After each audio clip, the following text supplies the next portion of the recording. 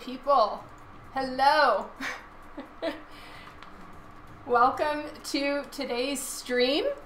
Thank you so much for being here. I am sorry that I'm a little bit late. I'm 10 minutes late. Oops.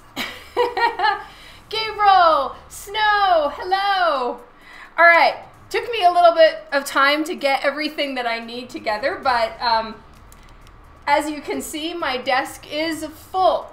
And you're not even seeing the half of it. I have some more watercolor markers, and some of these were sent to me by Snow. Thank you again, Snow. This is so fun.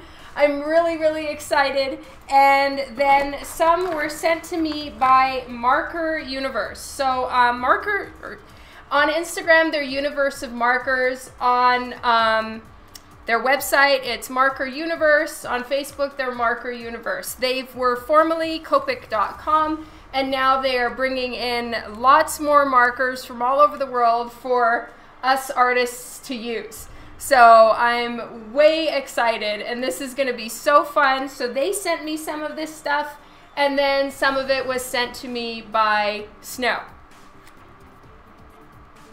My cold is getting better. Yes, thank you. Sorry that I sounded so sick last time. Okay, so here we go. I have some graphite brush markers, and these ones are the alcohol-based ones. And then these ones are, they're called Graph O, which they are watercolor markers. So I have never... I've never tried any of these things before, so we're going to have a party trying them all out. It looks like my connection is having some issues. I don't know if your guys' end is having a problem.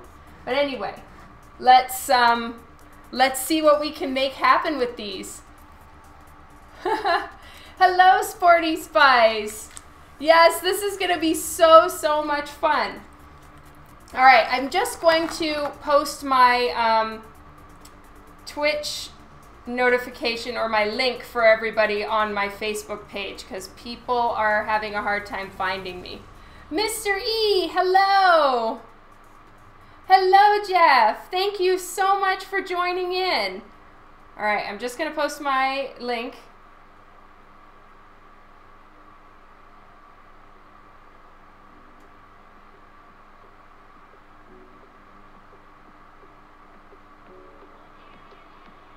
All right, there we go. Hello, Tricky73. Hi, Chris. Kara, you made it here so fast. That's amazing. Or are you still on your way home? Thank you all so very much for joining in. All right, so my link is posted now so I can focus. So this is from Tommy Art. And this was also sent to me by Marker Universe, but they let me know where these markers can be gotten. I mean, these paints can be gotten. So hold please while I get that for you. Okay, so these are DIY paint. So you can get them at DIYpaint.com, which I imagine means that these ones are not available on MarkerUniverse.com.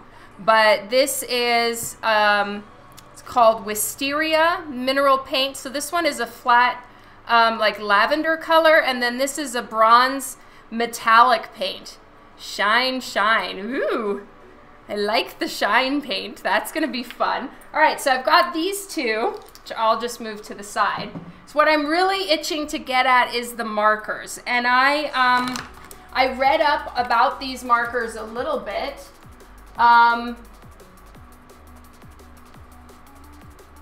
Oh, you've been practicing hair? Good for you, Sporty Spice. That's awesome. Hello, Pulp Nation.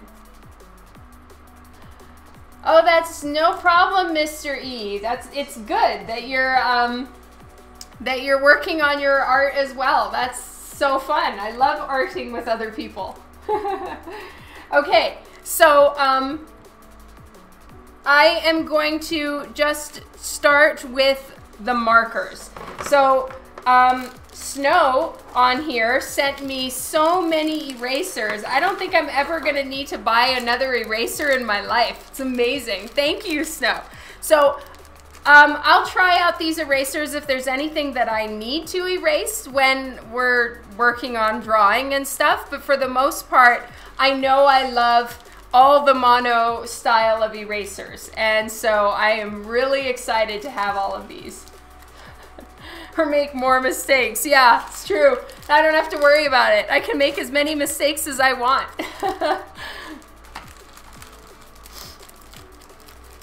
Hi, Rogerio. Okay, so I'm just gonna put some of these in a little container I have for them. I love me my containers.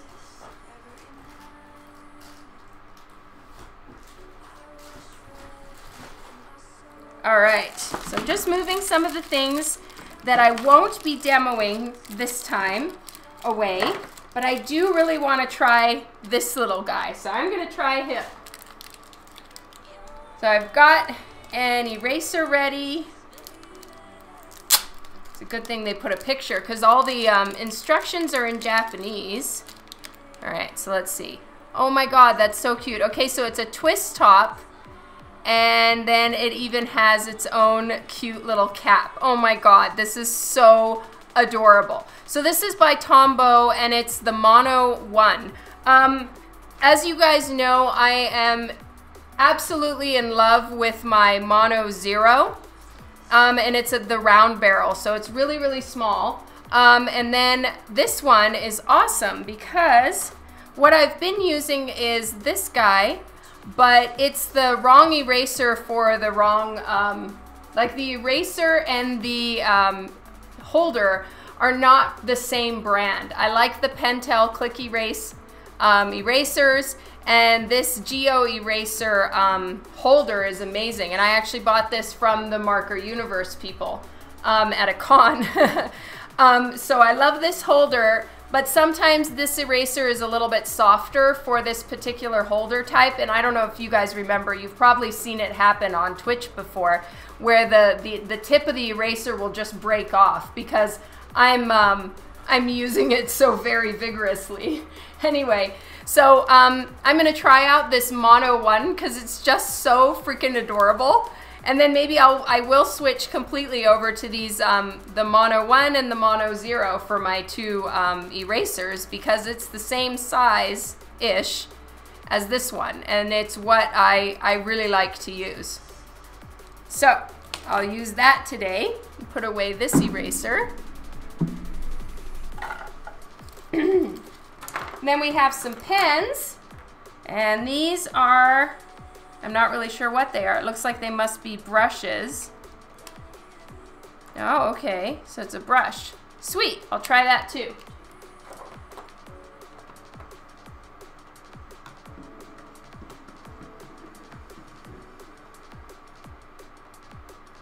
Oh, that is so awesome. Thank you, Trenton Arias. I really appreciate that, and I'm so glad that I'm able to help you in any times where you're feeling the artistic slump. I get those too. I know what they feel like. They are not fun. So if I'm able to help you in any way through those, that's amazing. And thank you so much for being here. Ooh, it's a lead holder. Nice. Oh, that's awesome. Okay, let's see what else we have. We have a monograph. Wait. Okay. Okay, so then the lock is... Oh, I see. So you use the little hand clipper thingy. Well, this thing that usually goes on the shirt looks to be the thing that actually extends out the lead. That's interesting. I've never seen a pen that did that before. Cool. And this, oh wow, this is like a fancy lead holder. Check it out. I've been meaning to get a lead holder for so long and now I have two. Woo! Thank you so much, Snow. Okay, and this is one of the ones that you click like this. It's a 0.5 millimeter. This one's, ooh, it's a 0.3. Nice. I live with the 0.3. Oh, wow. And this is also a lead holder. This is amazing. Okay, so many new pens to try. If you shake it, the lead comes out. Which one? Which one do I shake? Hello, DC. Hello, Ogre John. Oh, the 0.3. I see. Oh my God, check that out. I'm like, that like tweaks out my brain so bad to extend the lead by shaking it. It almost feels like you're gonna like break the lead. That is so awesome. Oh, and it's nice to hold. I'm really picky about how they are to hold. So this is really nice. Okay, so this one is by Tombow again. I love Tombow. All right. So I'm gonna move these over to the side. And then I have a jumbo eraser. Now check it out, it's almost the same size as my palm, at least from, you know, end to end. That's pretty intense. I love it. And then here's a thin one. It's a little teeny tiny next to the big jumbo one. And this is a metal edged ruler, which is fantastic. Save that right over there. All right, and then Graphit, these guys, well, Marker Universe sent me some Graphit fine liners, and these ones are water-based pigment ink. So they're light, fast, and waterproof. I can't remember if this is the type that is Copic safe or not, but we will find out, or, you know, alcohol marker safe. So we'll find out. So these are some of the things they sent. And then I have a whole set of pencils, which is quite amazing. So these are Tombow HB pencils. I'm so excited. Thank you again, Snow. Yeah, giant eraser for giant mistakes. That's right, Swordfish.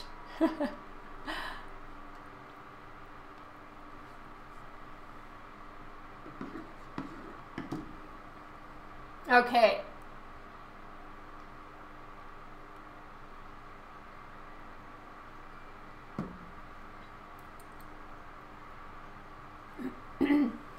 Under this, I have a 2B lead pencil. Nice. Oh, wow. So there's a whole nother bunch down here. That's amazing. So these ones are 2B. Oh, that's perfect because I toggle between HB and 2B lead. Oh my God. This is so awesome. And I didn't even know that there were more underneath. It's like the present that keeps on giving. Thank you, Snow. Yeah, he sure is. Okay, so I need to just move a couple things off my desk because I have no room to do anything. All right, and a reminder to everyone, there is a coupon that Marker Universe has given where if you type in my name in the coupon code box, you get 20% off of your order. And the coupon is only live until Saturday next week. So it's live for a whole week. And so I'm going to put the link to Marker Universe here so you guys can get that.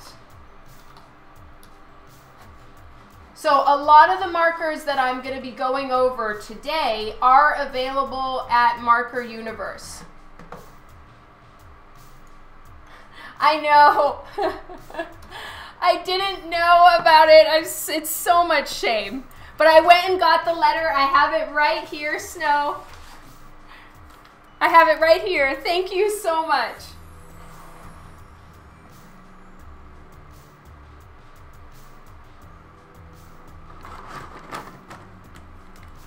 All right, so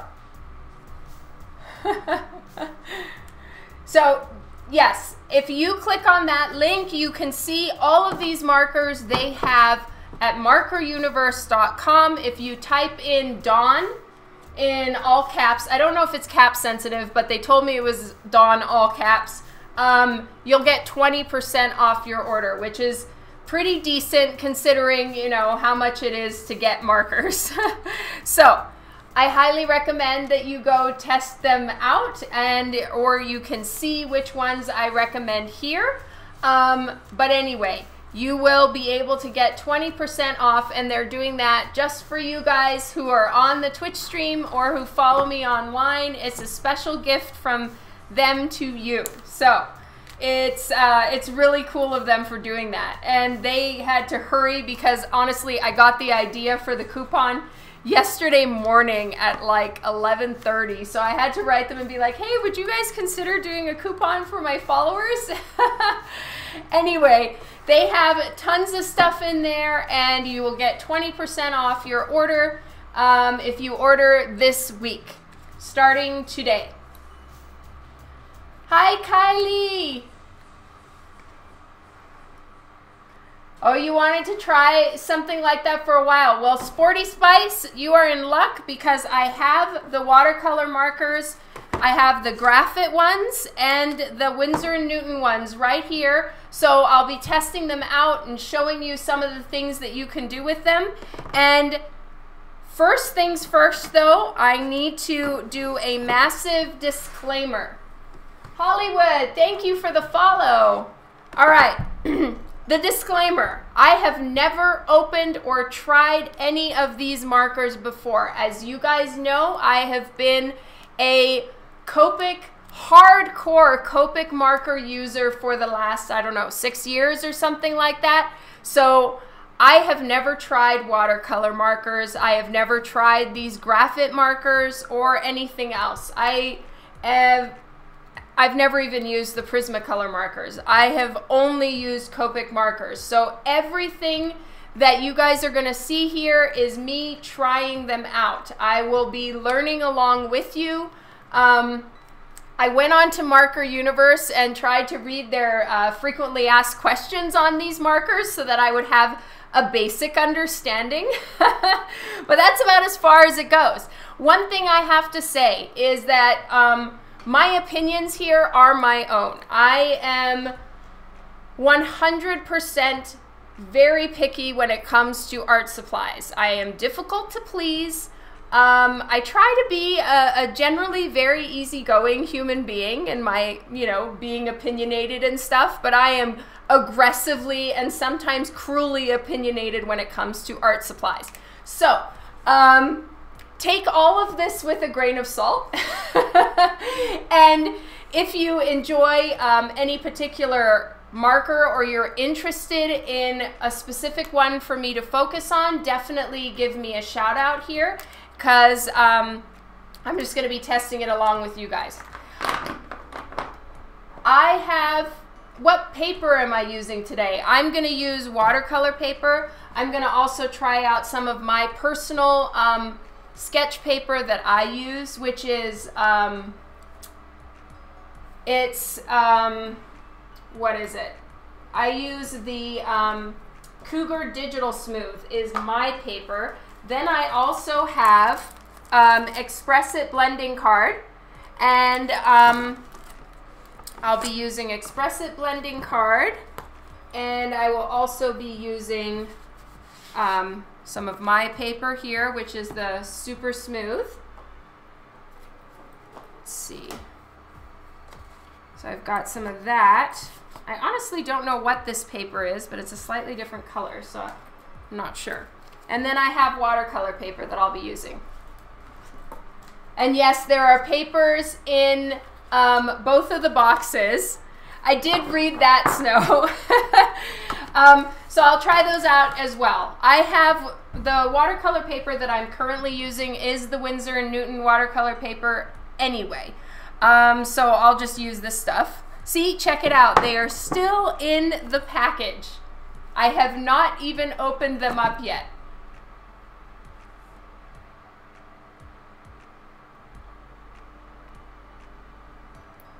William, hello. Doesn't like the marker goes out.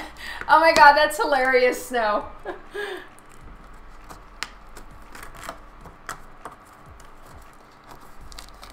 All right, so we're kind of doing unboxing too, which I have learned from my 8-year-old son is very interesting for people on YouTube.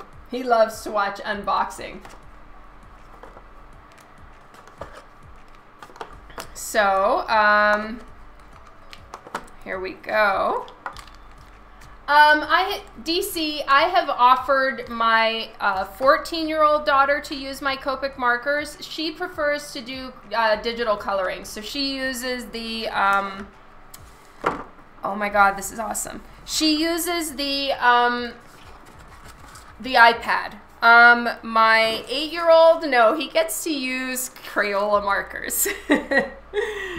For the amount of coloring that he does and the aggressive pressing, no, he's not going to use my Copics. All right, thank you for stopping by, Hollywood. Have a good one.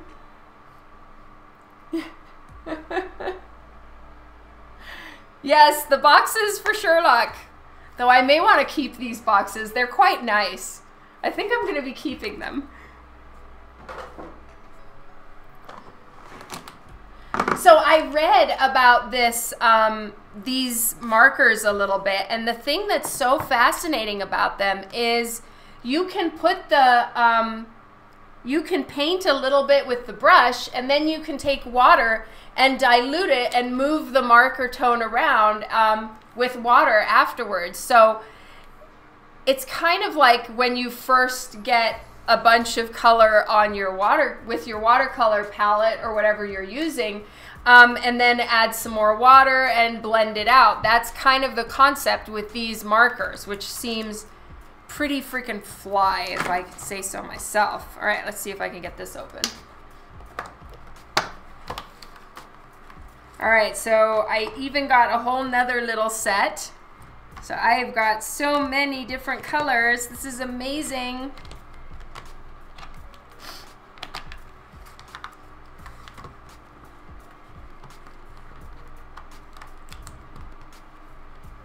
It's work, I tried, yeah. Okay, I looked that up, Kylie. Winsor & Newton is not refillable, but the graphite ones are refillable. So that's something to keep in mind with the Winsor & Newton versus graphite. So for me, if I were going to be buying a marker set, I would probably go with the graphites. This is my opinion currently, just without having tested any of them, because I am so deeply obsessed with the fact that you can refill a marker. I feel like that's what makes markers worth using. But that being said, it may be handy to have like a watercolor set like this because it's a little easier to travel with, or you can use it for spot colors or more details. Yes, Winsor & Newton takes all the money all the time. Well, we'll have to give it a try and see how it goes. But yes, right now, personally, I'm leaning to the graphites because of their refillable nature. That being said, also another reason why I'm leaning towards the graphites is because I looked on the Marker Universe's site and I saw that the graphite has what looks and what appears to be on screen anyway much better skin tone shades than I felt Copic has ever had. Like I've told you guys before, I have never been happy with the Copic skin tone set. I feel like it's someone has like, it's like me if I went outside for an hour and stood in the sunshine. I would be lobster red. And that's the color of their skin tone set, in my opinion. It's somebody who's like, you know, went and got a spray tan with a salmon tone to it or something. So I've never liked their skin tone. I've always made up my own skin tone set. Like you guys know, I use E41, 42, and 43, and then a mixture of a few other colors. Those are technically not the Copic marker skin tone set. Graphit, even though I don't have those colors here, these were the ones that were sent to me. What their swatches look like online are exceedingly better than the Copic skin tone sets. So yeah, I'm not a fan of the Copic marker ones. I'm on the constant hunt to try to find a good skin tone set. So if I end up getting my hands on some Graphit skin tone ones and I decide I like them, I will no longer use my Copic tones at all because I've never liked them.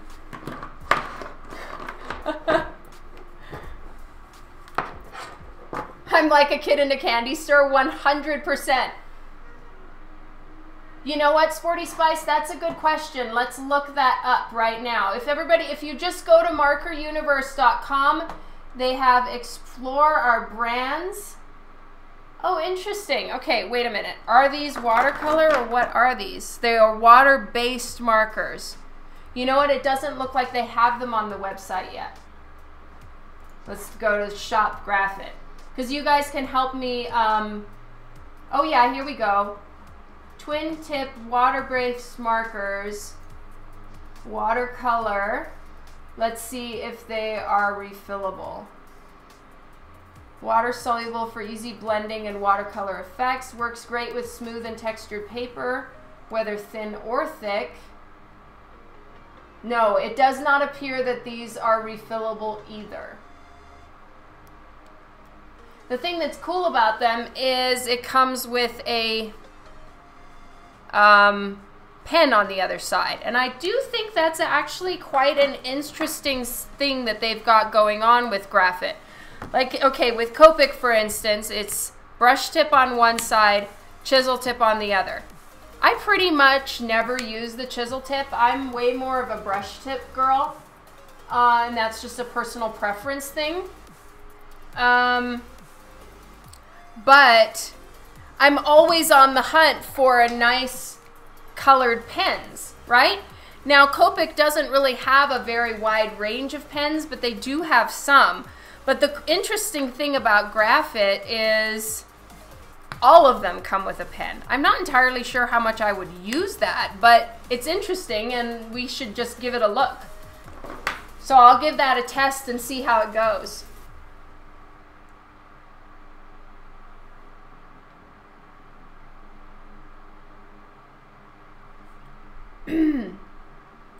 I think that Graphit must be somewhat new, Kylie. I heard it's out of France. JD Detox, yep, that's right. No, I think Graphit is cheaper than Copic. Let's go back.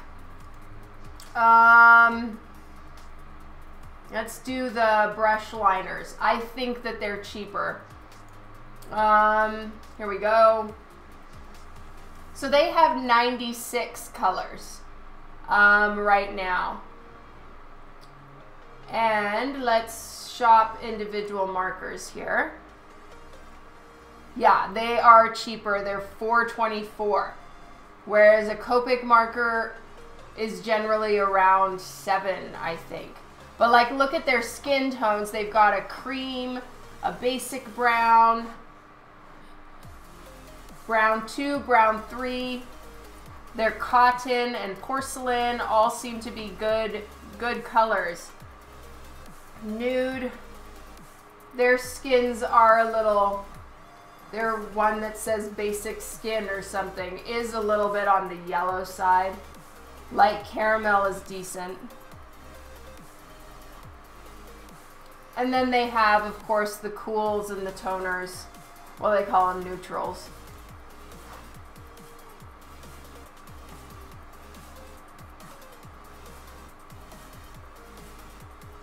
Yeah, and then you get 20% off if you use the coupon code Dawn. Yeah, I'm down for incorporating other colors, other brands if they have a tone that I prefer, especially the skin tone situation. Oh yeah, for you, Kylie, for sure. I also don't think that they ship. I don't know if they ship worldwide. It says that they are to Canada and the US right now.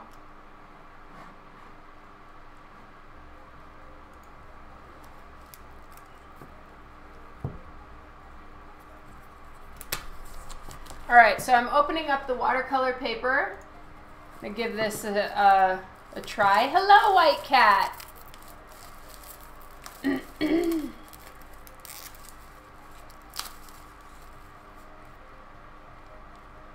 Oh, definitely, Kylie. I will 100% be doing that, for sure. Okay, so this, I guess, is they're explaining the color wheel. So this is about the watercolor markers.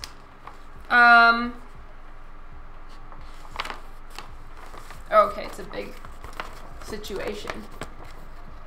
Oh, thank you, White Cat. That's awesome. All right, watercolor markers in practice. Their color range. Why choose watercolor markers?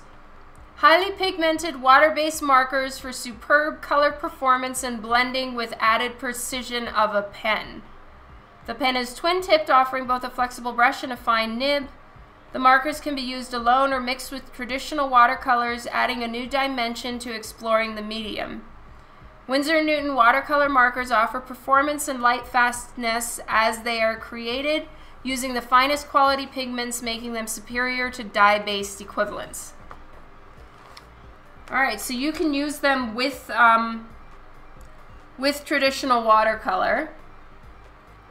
And they recommend using it with watercolor paper, obviously. They come in 36 colors. These are the colors that came in the collection I got. You can also blend them with paint from tubes, pans, or professional watercolor sticks. The paint from the markers dries quickly in less than a minute. And though the paint can be re-wet, its ability to be solubilized varies depending on the color and the paper used. Okay. So it recommends what brushes to try, stuff like that. You can use them over watercolor pencils, that's right. All right. So here we go. This is cold press paper. Now I'm not used to using cold press. It's a lot more textured than what I'm used to. I am a hot press girl through and through, but let's give it a shot anyway, because this is what came with it. So I have right here my water already, and I have my watercolor brushes. So I've got a few here. Some of them are packed, but I've got some of them. Uh-oh. I need to wash that. Okay, so I've got a couple watercolor brushes. Does it mean it has somewhat of a gloss to them? What does that mean? I must have the smooth. That's right, Kylie. All right.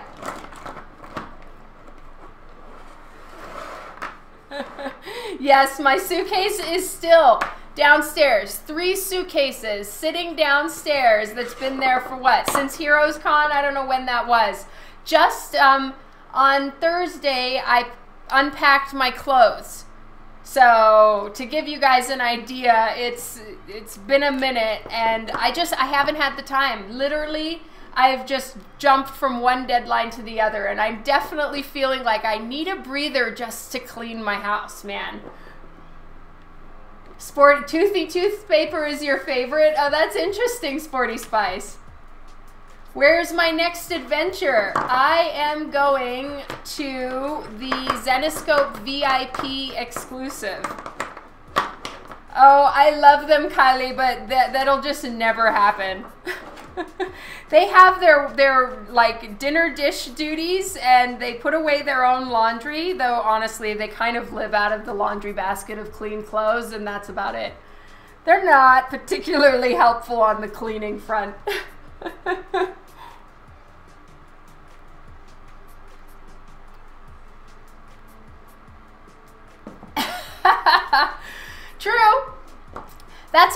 good way to look at it, Gabriel.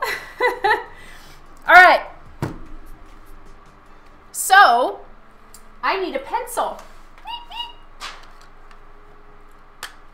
So let's try one of these new ones. They went to their first con yesterday. Oh my God, that's awesome. All right, let's choose something for me to draw. I need to draw a, just something so that we can test out the watercolor. Yeah, that would be amazing.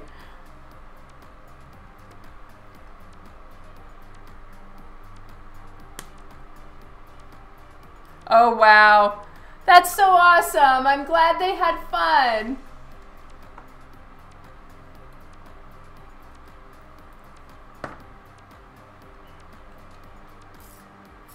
All right, I'm just using my trusty little sharpener.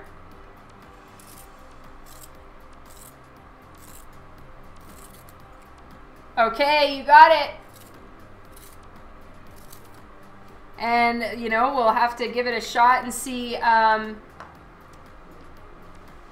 which one is going to work. I've never tried these, right? So I don't have my trusty hex chart, but this looks like a good Ivy hair color.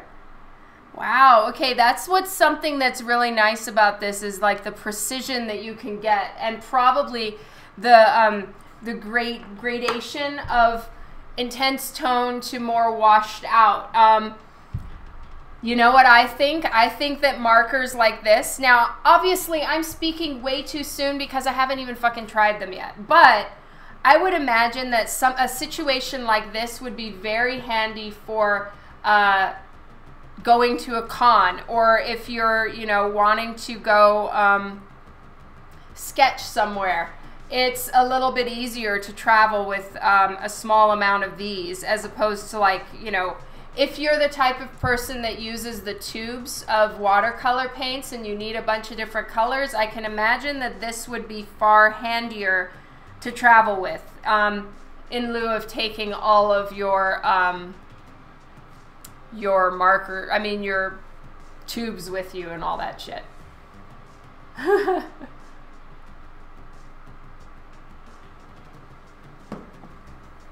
All right, so let's give this a shot.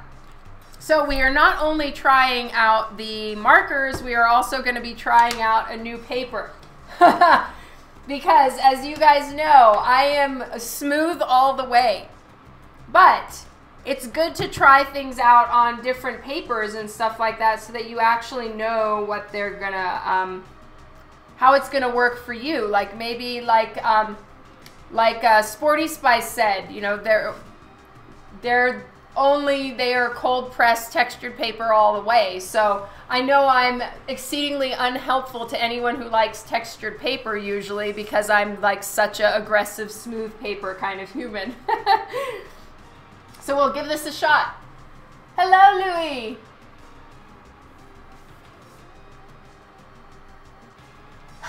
True. Marco. Okay, I can't read the last bit. That looks like a Polish name.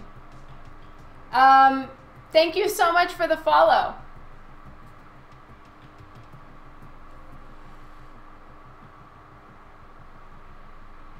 Yeah, the markers are interesting. All right, this is the paper that I'm using.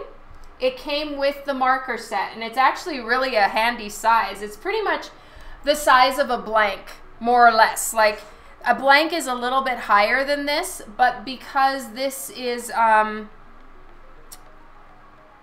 if you take out the title, it's almost exactly the size of a comic book blank.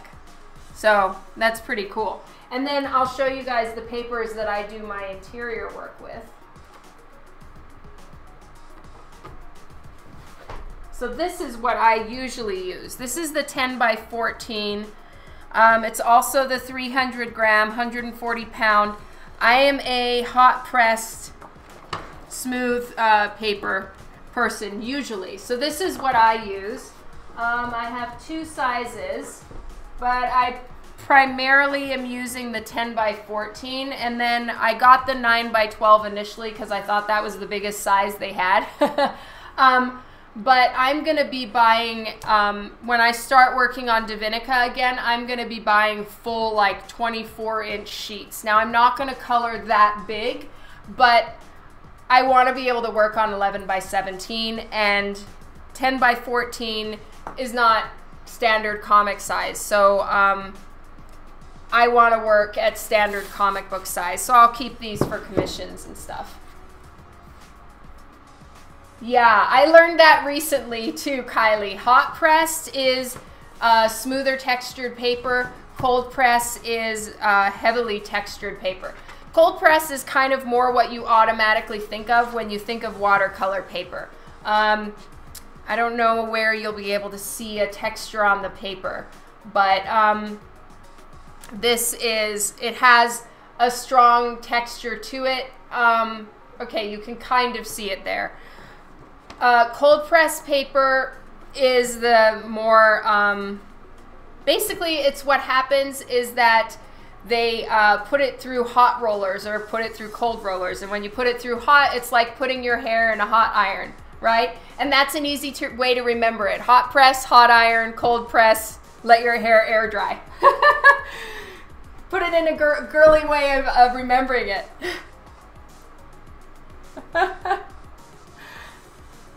Okay, so just uno momento, por favor.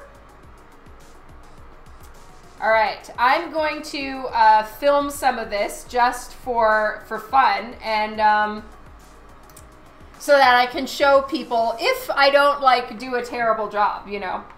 We'll have to be, I'm hoping that it actually turns out good, because if it doesn't turn out good, well then I just, you know, wasted the pain in the ass of having this in my face. You guys see the ridges? Okay, good.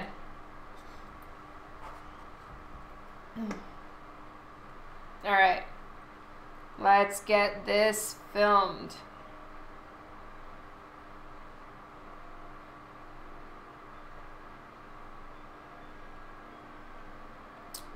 Okay.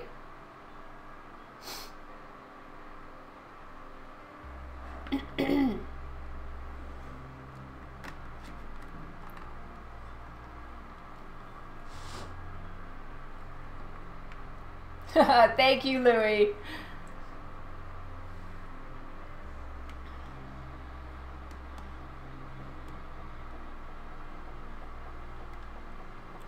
Thanks for your patience, you guys. You rock. All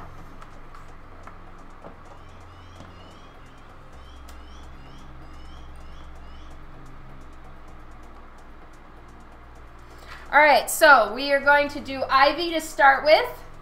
Sorry that this is in my face. Hope it doesn't bother anyone. All right, so we're going to do a quick sketch of Ivy, and then we're going to go in and actually, oh wow.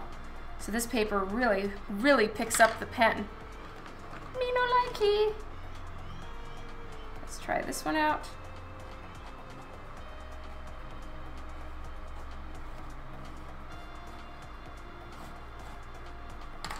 Just trying all these out, see which one works for me.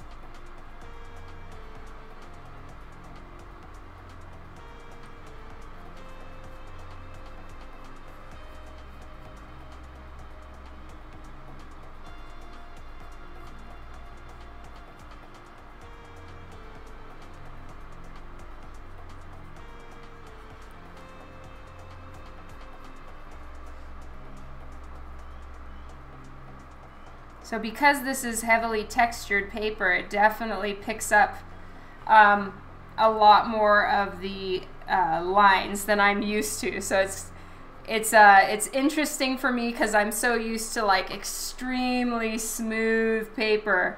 But it's good. It's good for me to try out some new things, get a little bit of experience in some of these papers that I usually shy away from.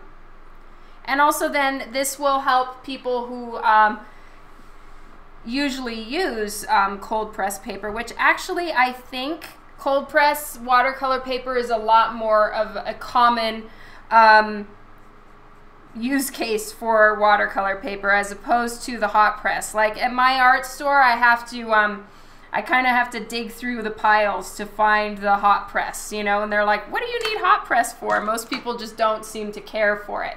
All right, trying out the new Mono 1 eraser to just clean up some of my lines.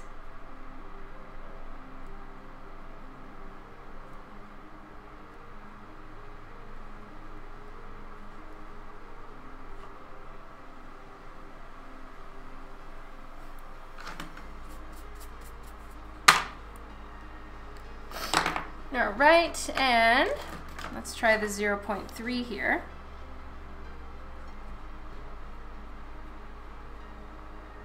I want to take her nose down just a tiny little bit. Doesn't need to be quite so large and in charge.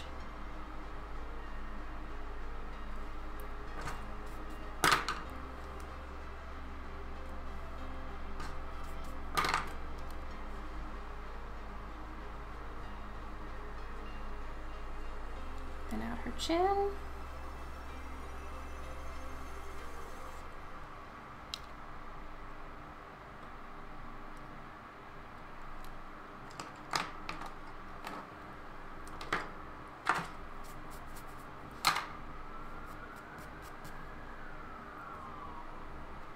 It's the annoying thing about erasing on watercolor paper.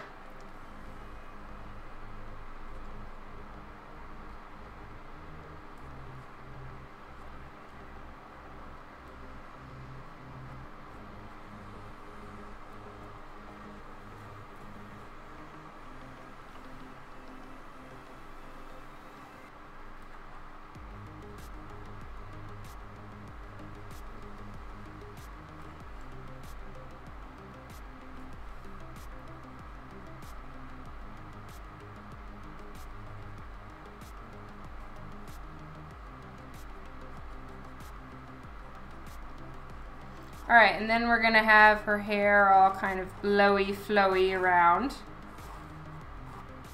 So I'm just doing a little bit. Oh, hello, Comic Force! Yay, I'm glad you can watch today. So today is a special art supply testing stream. So welcome to the party. All right. So I would want to have, firstly, her hair, but like, all right, but like Snow said, you're supposed to fill the cold press paper. Hello, Lila Does Fanfics. Welcome to the stream today. All right, so I've never used these markers before. I don't know what they're like, but that's what we're doing today is we're testing them out. But I am going to just test out some of the colors here on another piece of paper. And this was also gifted to me by Snow. Thank you. This is Deleter, a sketchbook. It is premier supplier of manga art materials. Nice. All right, so I'm going to try it out on this paper. It also feels almost like watercolor paper slightly, or it's just got a good texture to it. So let's test this out a little bit. Okay, so that's what that looks like. And let's see what it's like when you actually add some water to it. Ugh. My brush still has pink in it. Oh my God, you guys have no idea how many times I've washed my brush. So many times.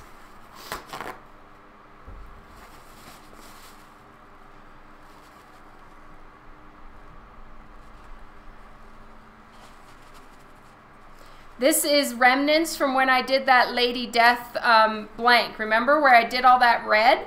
I've washed my brush so many times, and every time I wash it, there's like no red, and now there's red again. Look at this. That's fine, it's for Ivy. It'll be all nice and pink. Hey, Tanis. All right, so it doesn't seem to pick up a ton of color from the markers, but let's try this one now. All right, so that's a pretty strong tone.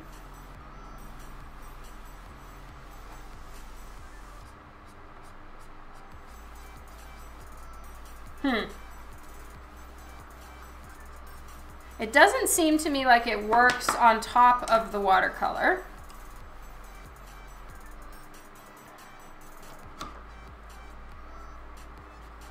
Hello, Virginia.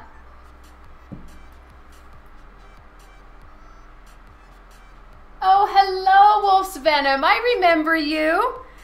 Thank you so much for stopping in. All right, this looks like it might be a good Ivy hair tone. So let's give it a little bit of a swishy whirl. All right. It doesn't look like I have a skin tone here for the watercolor set.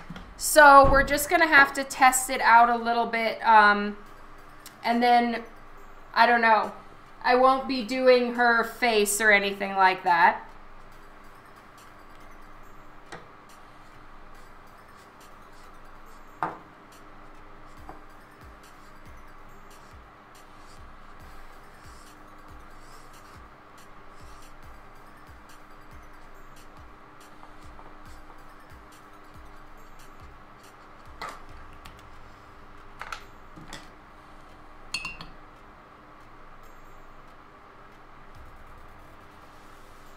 Oh, okay, this is interesting. So you can kind of make a gradient with the markers and sort of pull them out and give it a little bit of a swishy look. I kind of like this, I'm not gonna lie. Now, it says that they dry in about 1 minute.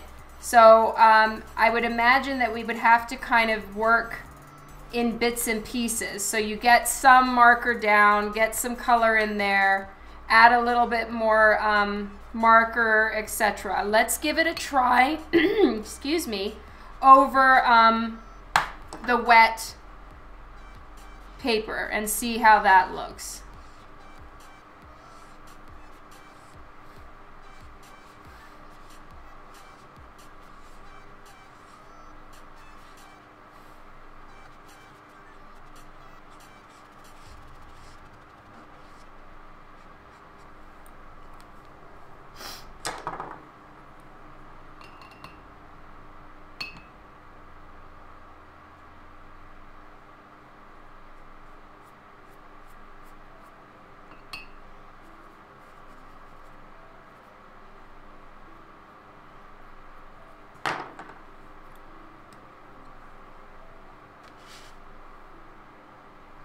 Yeah, it actually is kind of handy.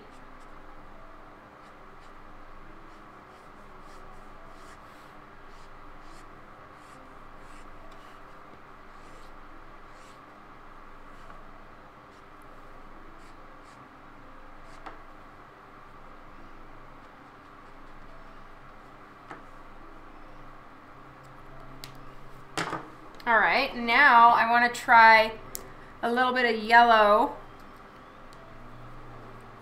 in the background.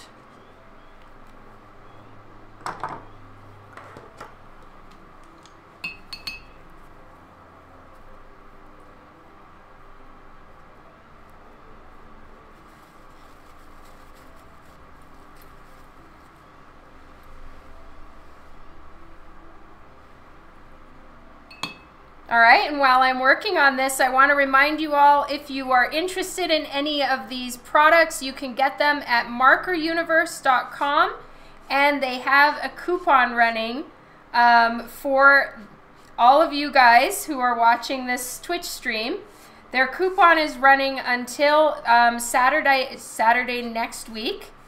And you'll get 20% off your entire order if you use the coupon code DAWN.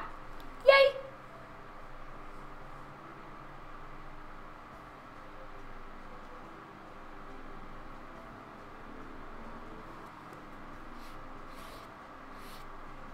All right, so now I'm not using the brush side, I'm using the like fine tip side.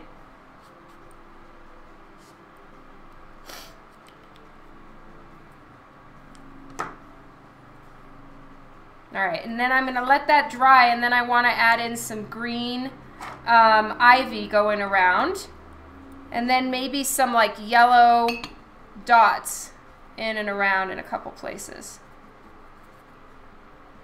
And of course it says that you can use it, you can use other watercolor palettes with it, any other kind of mixed media. So let's give that a test right now. I have, this is my messy palette, guys, I apologize, but I have Winsor & Newton watercolor set that I used for Divinica, so it's a little bit empty and messed up, but whatever.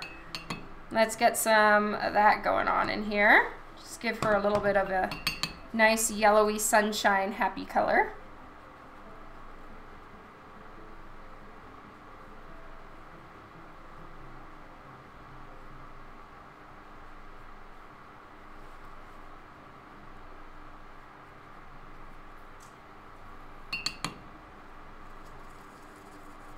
Now mix a little bit of some of the tones I have in here. So now I'm testing out what they said, that you can mix the watercolor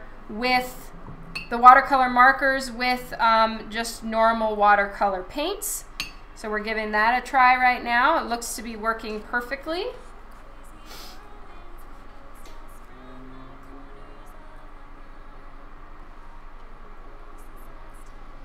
They say it dries in a minute, Mr. E. That's right. Oh, so you can only use the Dawn coupon code once. All right, thank you so much for that, Sporty Spice. I didn't know either.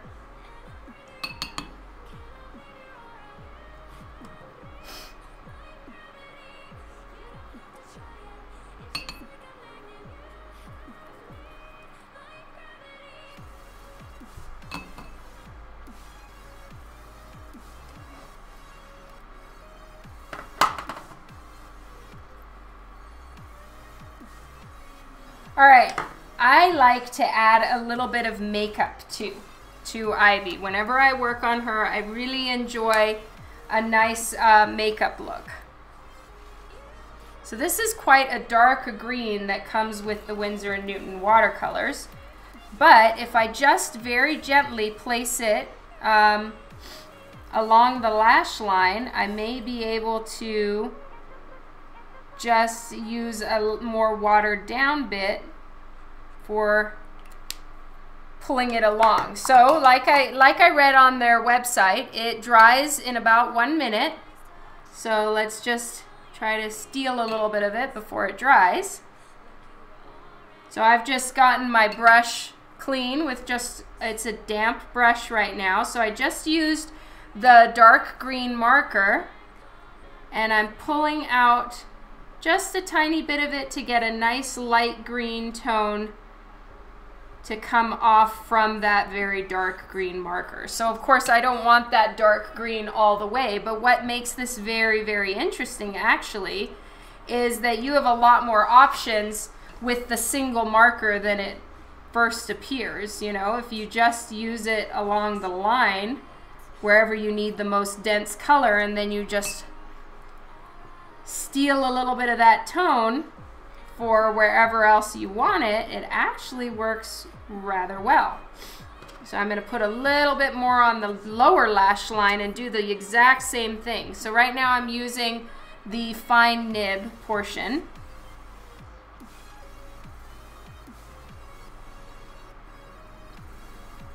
And what I find very handy about this is that you don't have to wet the entire piece of paper, which makes precision work very difficult with watercolor paper because you kind of feel like you have to have everything pre-wet.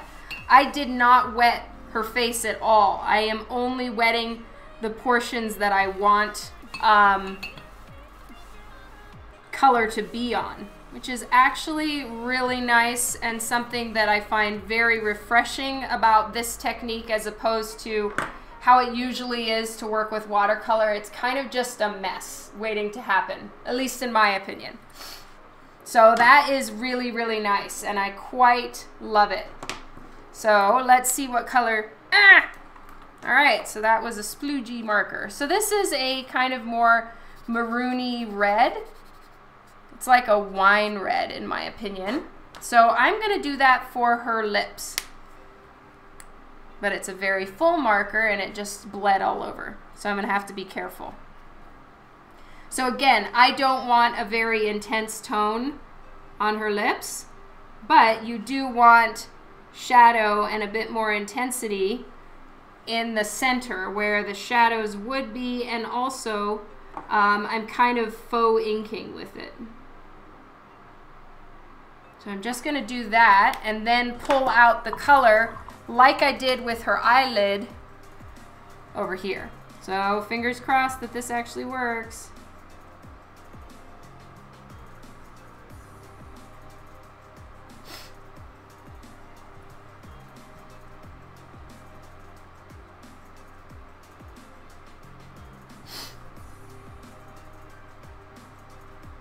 And if any of you have asked questions or have comments and I've missed it, I really am sorry that I've missed it, and I will try to catch up on comments in just a second.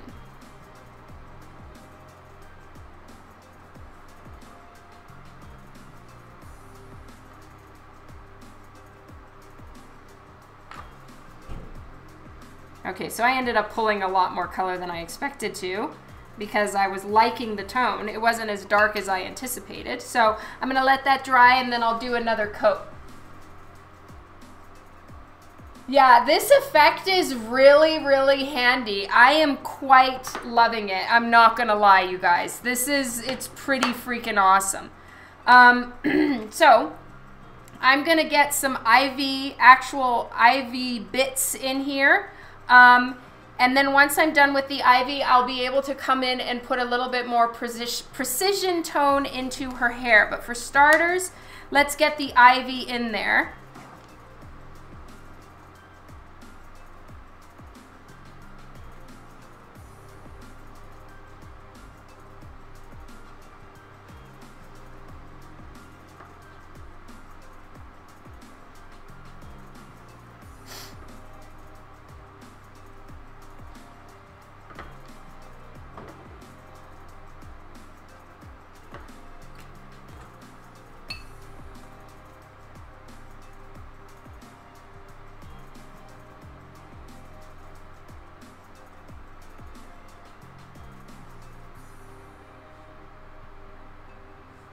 See, normally I would put down a lighter color and then start building up to slightly darker, etc., etc. But this way, you've pretty much, I mean, look at how fast that was.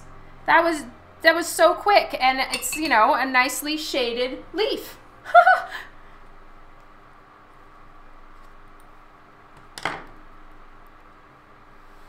So I've got to say, this has really won me over. I am quite impressed. Now see right here, the paper is still damp. Here the paper is a little bit dry, so it's not bleeding as much. But I'm actually really okay with that soft look up there because I'm not trying to have everything precise and detailed all throughout the piece. I kind of like if it goes smooshy on the exterior. So I'm not complaining. It's actually really, really nice.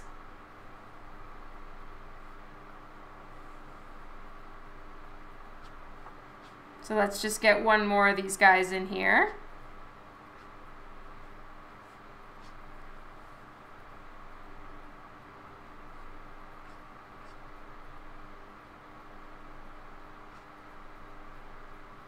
So I'm pulling this one a little bit further down into the red in her hair, and let's see how they interact. I don't anticipate that there's going to be a huge problem, but we might as well give it a shot and see.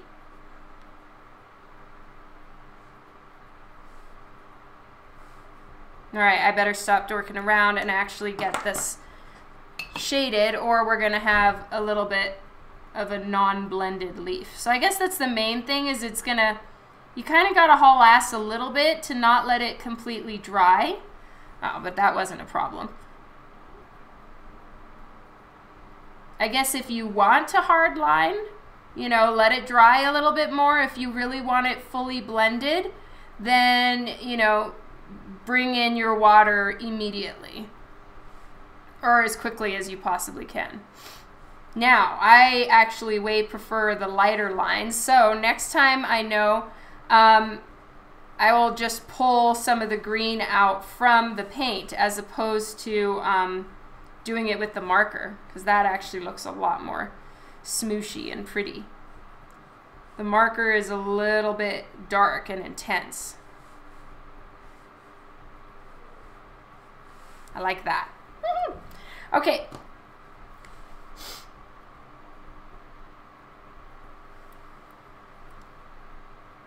It does to a degree. It'll reactivate slightly, but you know, it really depends on the paper.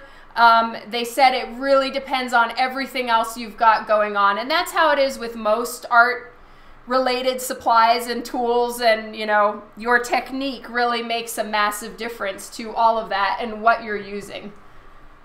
It's true, this does seem like something Nihai would use. I should tell her about them.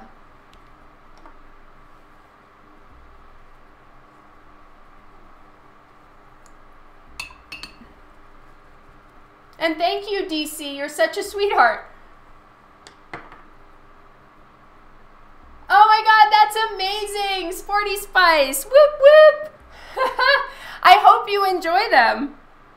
I am quite impressed. And I don't know if you guys remember at the very beginning of this, I was like, I don't really know if I'm going to use these or whatever. I can't remember exactly what I said. But anyway, I was not too convinced that these were something I would be all that into, but this is pretty freaking fun, I'm not gonna lie.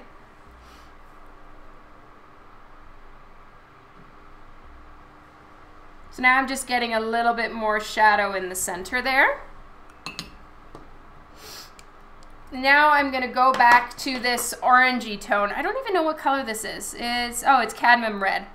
Oh, and this one is the one I was using. Oh, it's also cadmium red. So I guess I have two of these.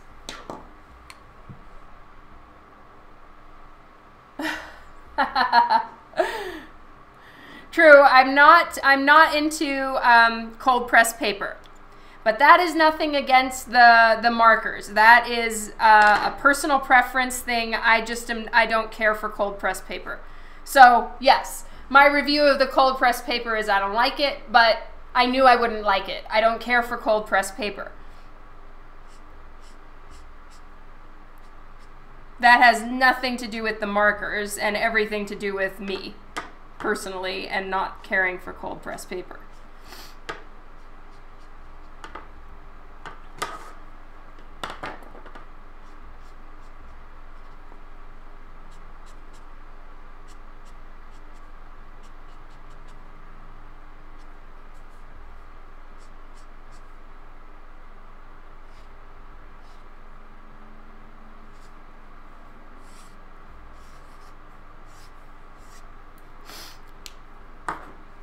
All right, now I'm gonna try adding in a little bit of water to just soften that up a little bit.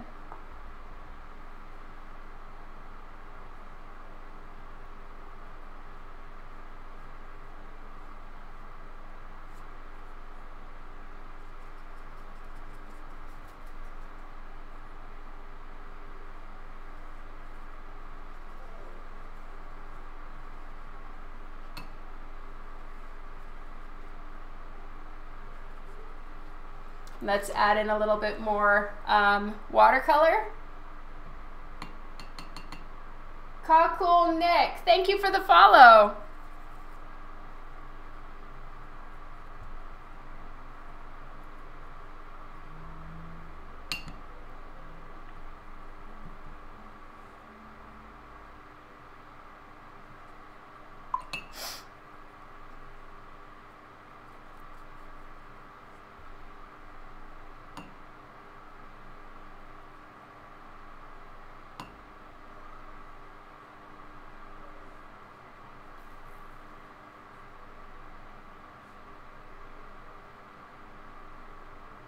So I'm just pulling a little bit of the red into her cheeks. All right, so this is a dangerous thing to do. I'm kind of stealing a little bit of the hair color to give her a softer blush tone, but I'm probably gonna have to pull some of this out. There we go. You don't want it too intense. Also don't want it to look like a pimple.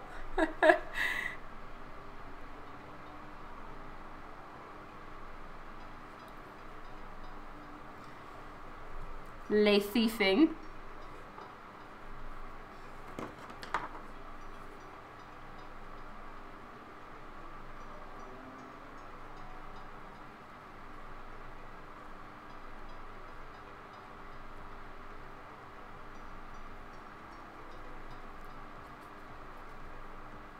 All right, I want to try something now.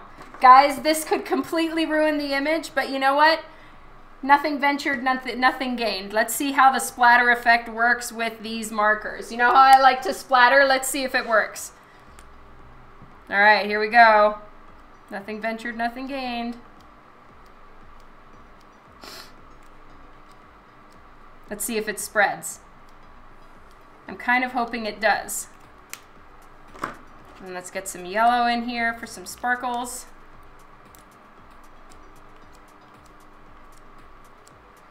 See if they spread a little bit.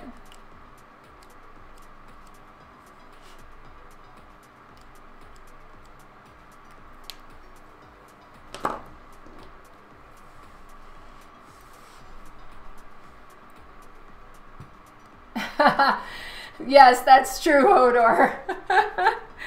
All right, so I'm letting everything kind of smoosh about a little bit. The nice thing is when you go back in with the marker, you can add in a little bit more sharpness to the piece. So like here, I borrowed some of the hair color and gave her some blush. Once this dries a little bit more, I'll go in and refine those lines. And like right here, I'll refine it as well. So yeah, it's creating like a flecky, spready look. So it's essentially exactly like using watercolor. Yeah, I know the eyebrows are still there. I'm trying to decide on which color to use.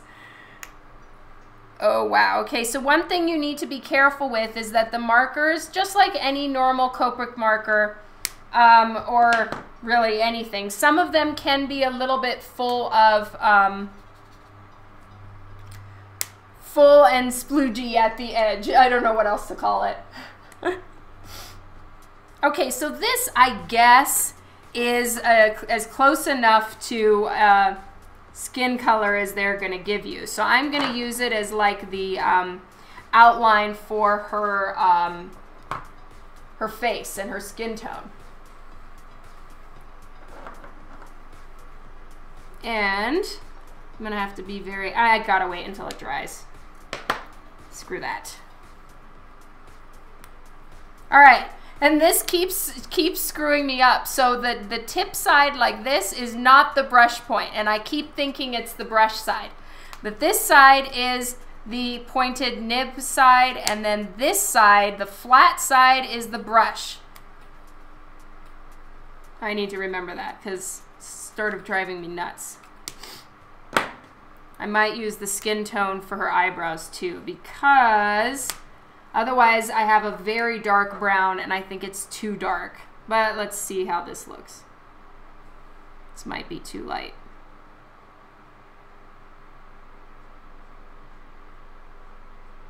Nope, that's just about right for Ivy, considering that her hair is very red. I can maybe go in with some of my just regular pen and add in a little bit more darkness to it afterwards.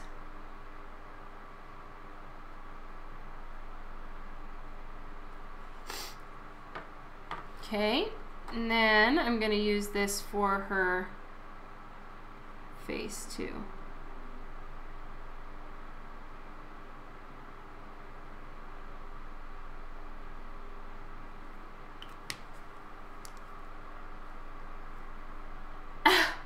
No, this is amazing, Snow. I love it. Thank you so much. I'm definitely going to use these markers when I work on Divinica. They're going to come in so handy for a lot of the stuff I'm going to do. Because it's all going to be traditional. So I need stuff like this, and I'm so grateful.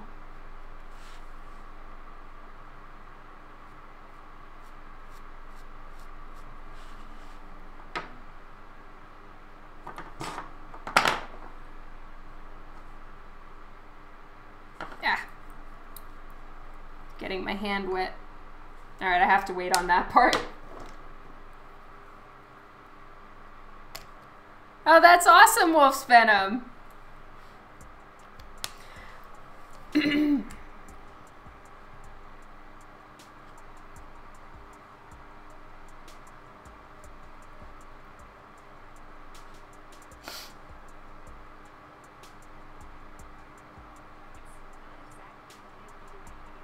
So I'm refining it, bringing in a few other little bits of detail.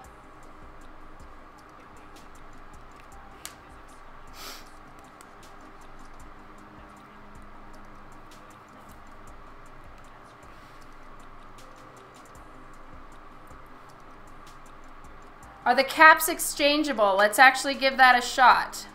No. The brush tip does not fit inside the pointy lid. So yeah, they only fit this way. These are the Winsor & Newton watercolor markers, and right now you can get 20% off of your purchase of these from markeruniverse.com.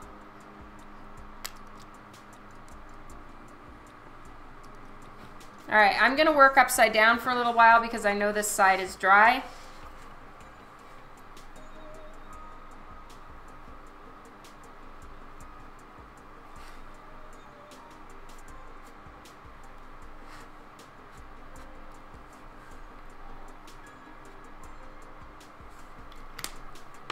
Okay.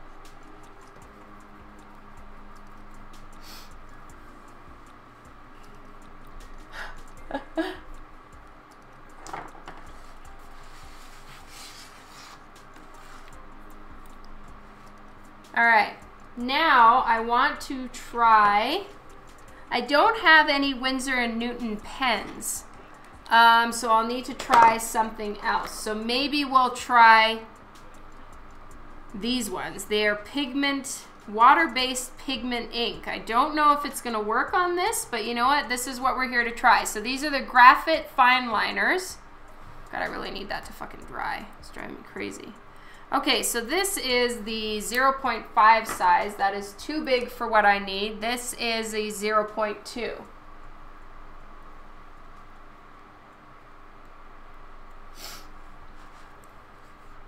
All right, so let's give this a shot. Ugh, I got this side all wet because I stuck my hand in the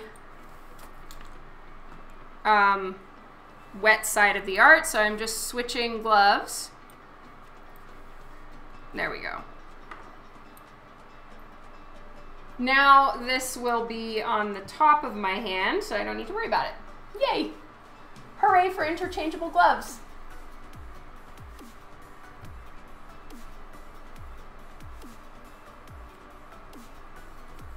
All right, so probably what I would do next time is just use a little bit more of a layering technique with this, and you know, finish the hair first, then add in the other things. So you need to treat it a lot like watercolor, where you layer on top and you work in different layers instead of kind of trying to do it all at the same time.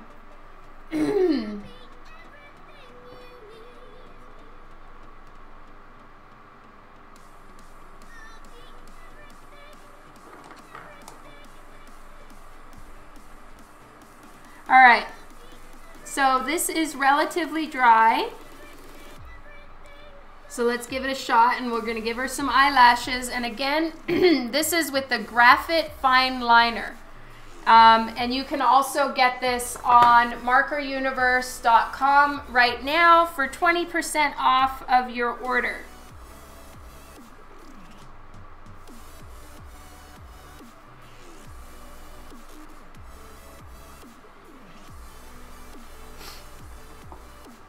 Okay, it's dry there.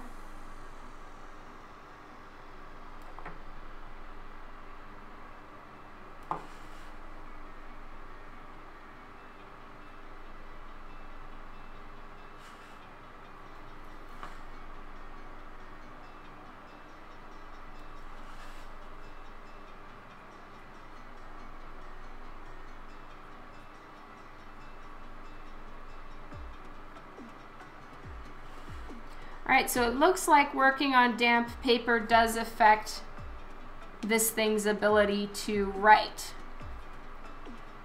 So I'm gonna try one of mine, which is the Faber-Castell Eco Pigment pen. And this one generally doesn't struggle with wet stuff. Just pretty much loves to put ink everywhere.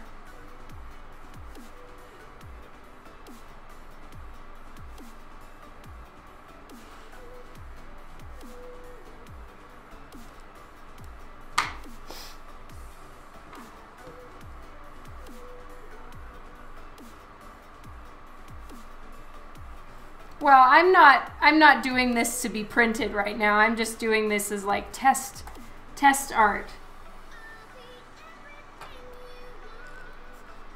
We're just trying out all the different products that were sent to me.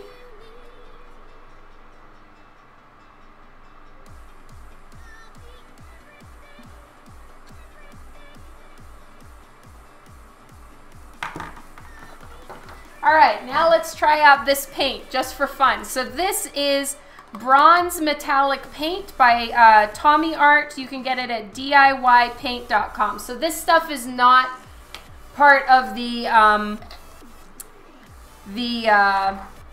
sale, but whoa, check that out. Let's get a thinner brush for this, not my Winsor & Newton. There we go. All right, so I've got this. I don't know, it smells very strong. I'm not sure what it is.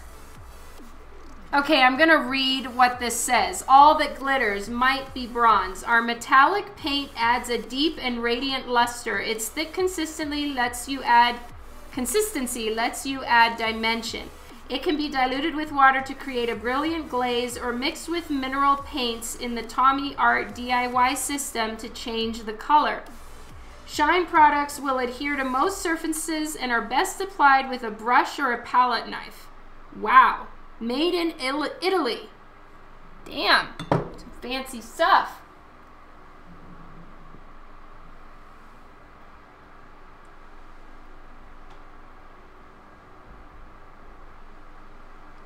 Yeah, it really does look like the consistency of Nutella.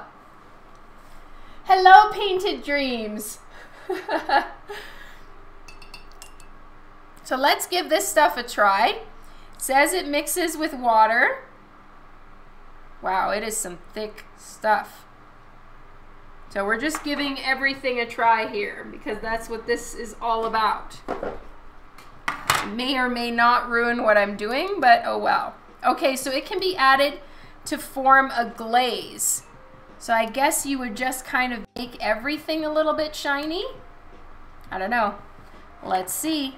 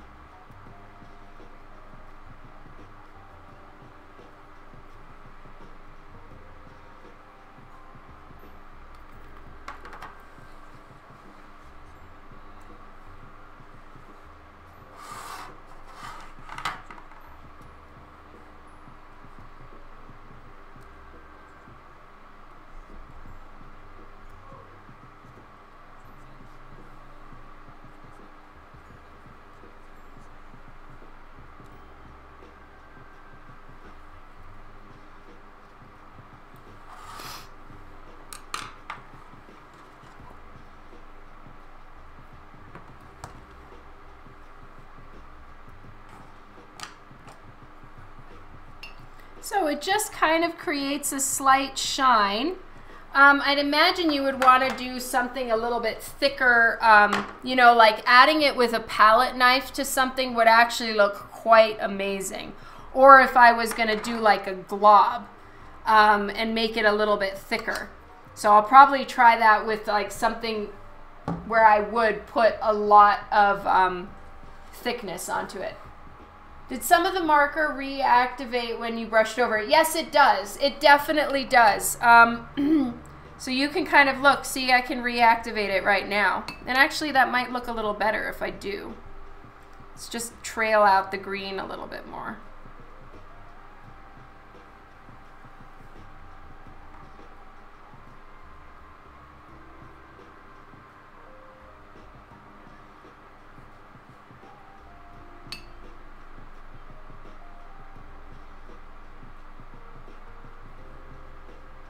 Kind of lost the ivy look of like the actual leaves, but gonna give it a little bit more of like a watercolory splattery thing. And then maybe what I'll do is just go over it all with gold.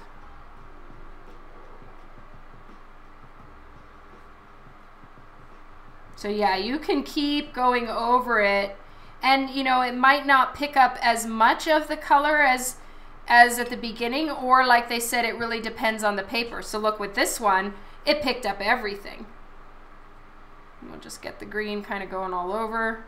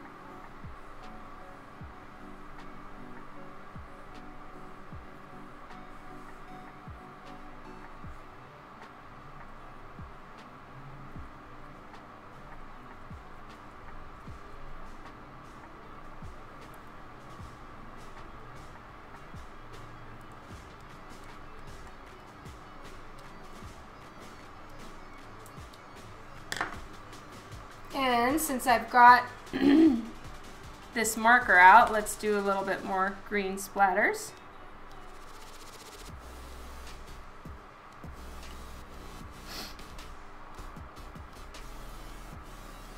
Because this marker isn't refillable, I would probably not be too generous all the time with how much green I splatter around. Hello, Angel. Thank you so much. That's a really good idea, Kylie. I'd like to do that. And then I'll probably do some of my gold, where is that stuff? At the end, once it dries, I'll use some gold piñata on it.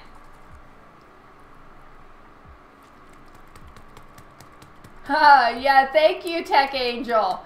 This is so much fun. So what I'm doing right now is I'm testing out a bunch of different supplies that were sent to me by a amazing Twitch viewer on here. Thank you again, Snow. And then also from markeruniverse.com. And right now you can get 20% off of your order from starting today, and for a whole week you can get them 20% off if you use the coupon code DAWN. Central Park, hello! That guy is awesome. Shush, Snow.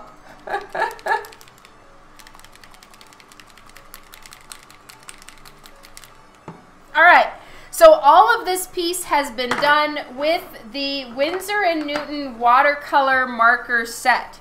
So you can use them as markers, and then you can add water to them, and then it pretty much just becomes watercolor, which is really quite awesome, I'm not gonna lie.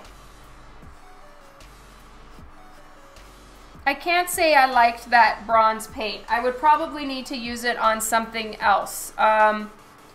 and probably something a little bit more on the craft variety of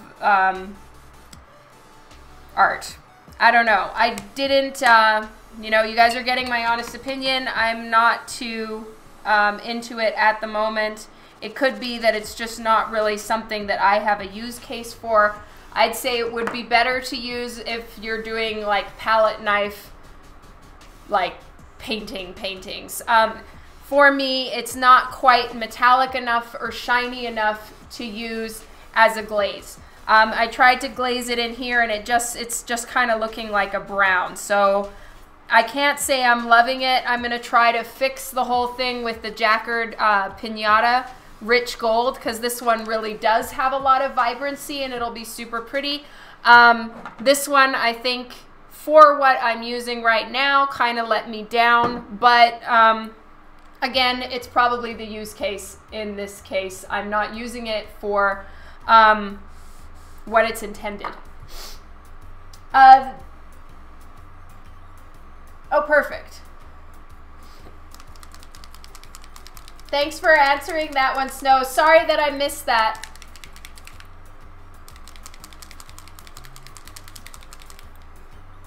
So this stuff has a little like either metal or plastic ball in it, and I use it to shake it up like this because otherwise it all the metallic part just settles to the bottom.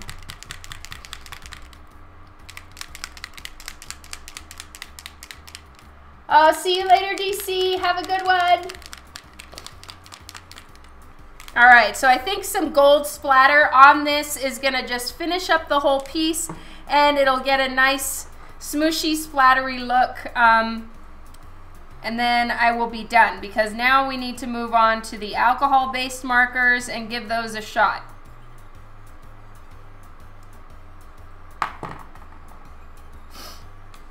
Yeah, it sounds like a bearing. Okay. And I'm going to use one of these guys to just get a little bit of darkness into her eyebrows.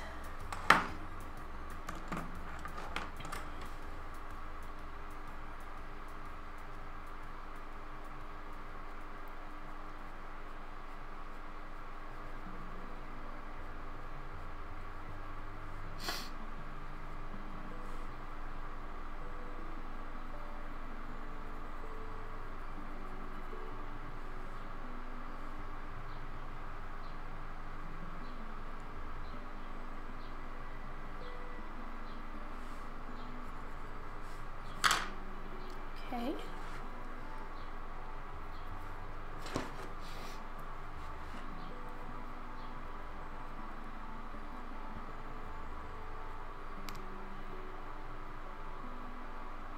Well, Mr. E, if you go to WindsorandNewton.com, you're not going to get the deal. You got to go to Marker Universe.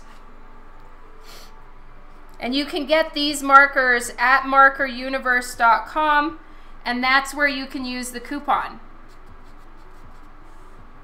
Yeah, you're right, Kylie. I will leave this for a little while and then come back. So we're going to let this dry, and we're going to move on to some of the alcohol-based markers.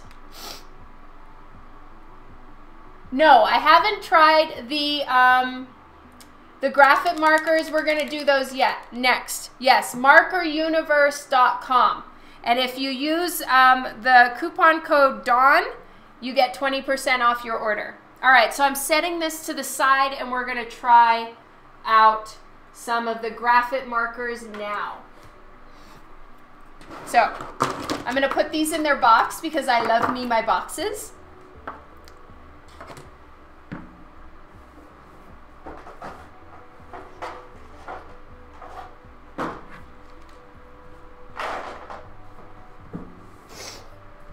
All right. So I'm going to get my piece of paper. All right, so we have a few different pieces of paper here. I believe, no, it's not the right paper. I can tell the slightest difference in papers just by, ooh, you know, it's crazy. You've got the Dawn coupon handy. Okay, Well, since it's a single-use coupon, you know, don't buy yet until you decide if you like the watercolor brushes or if you want something more along the alcohol graphite brushes. So let's give these a shot and then you can make your decision. Lol. Oh, there's so much mess on the desk. I knew. All right, I'm gonna get my I have these little pieces of hardboard that I use for my paper.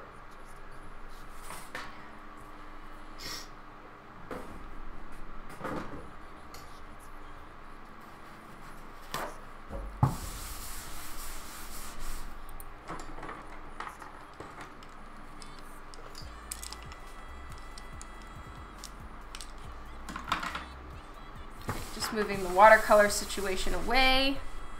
Don't need this now.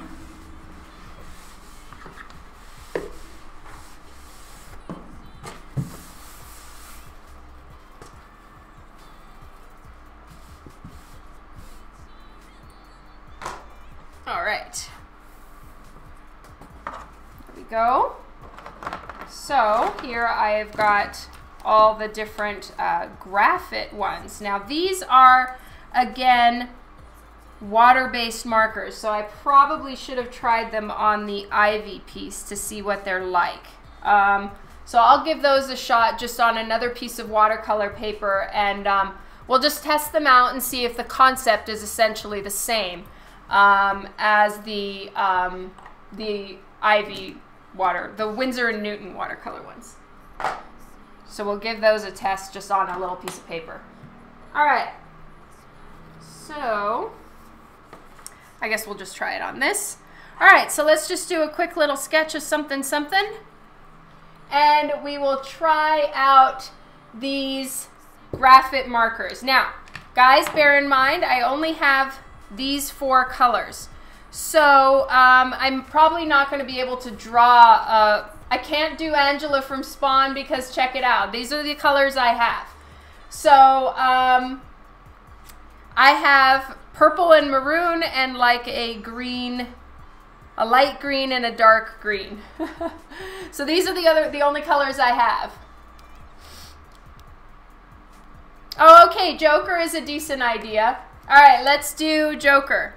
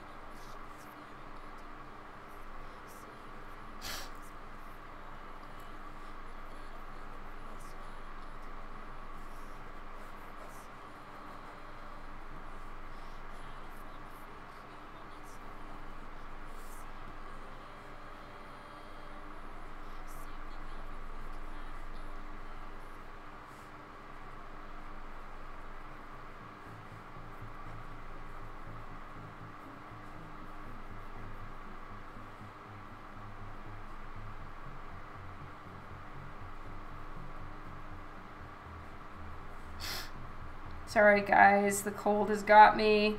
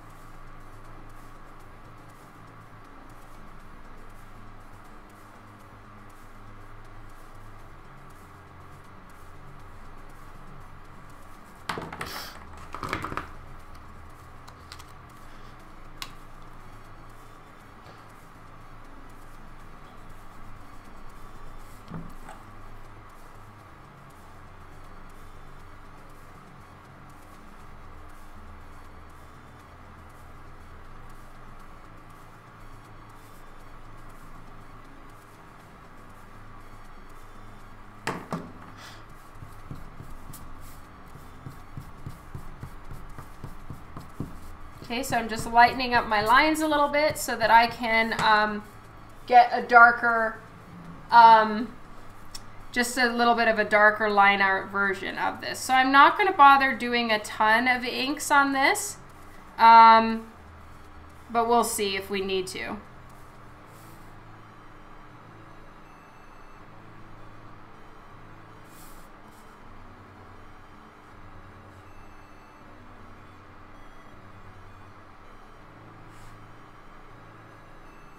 So Joker has himself a nice big toothy grin. And I always think it looks best if they have like some decent looking incisor teeth. I don't know why, but I really love giving those to Joker and Harley.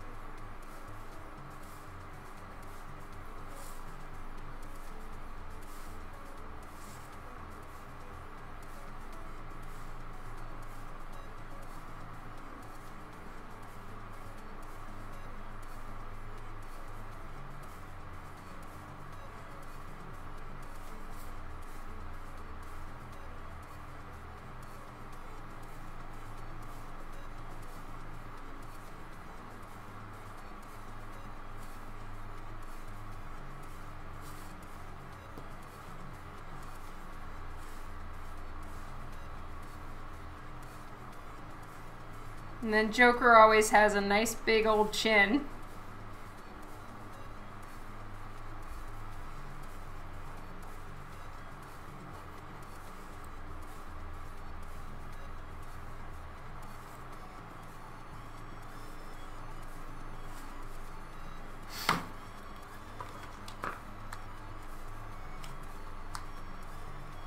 Oh, hello, Cassanth.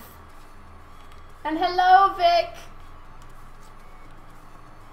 Oh, thank you, Lila. All right, so let's just try out the greens here for his hair, and we'll see how the blending goes. Okay, so they come with a brush tip, and then on the other side is the fine line pen. So let's give the fine line pen a try here. Now, guys, this is just going to be a really quick little sketch. Let's see how this goes. I guess I drew him a little bit too big here.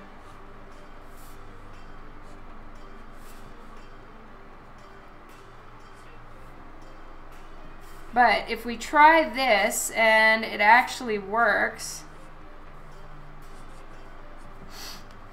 let's see. Let it dry. And then try, so I'm thinking to try the darker green first, and then do the lighter green with it, and let's see how this goes.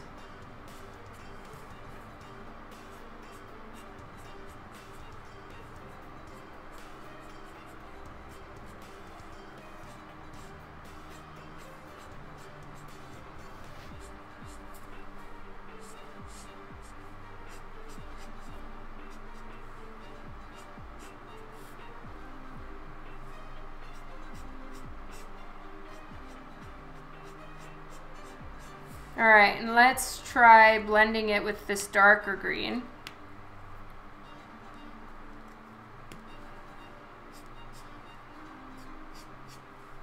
It is really nice to have the color, a darker tone of the marker colors, so that you can use it in your inking, so you don't always have to use black. It is pretty handy.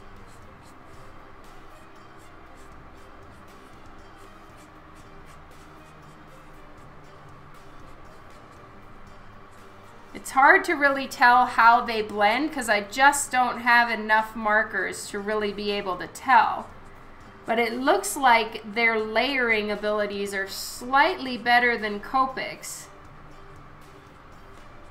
Like the ink may just be slightly different, whereas, but it could also just be the shade. With Copic markers, sometimes once you start layering the color over itself too many times, it starts to look muddy, or it can look a little odd. But this is actually looking quite good. I mean, look at that. All of this is handled, excuse me, with just one marker. All right, well, I want to do a better drawing of the Joker so that I can actually get this worked out, or something that I can use these colors with.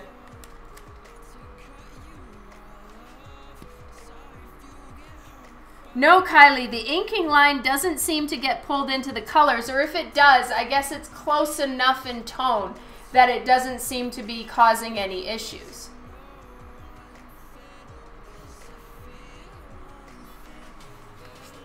Yeah, I want to try out another one where I've left more room for hair.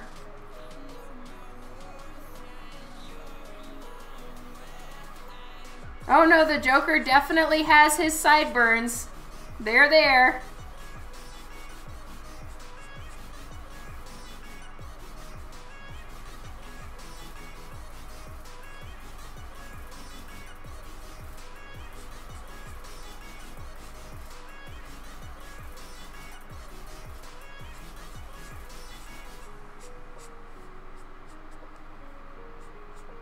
All right, I want to try this with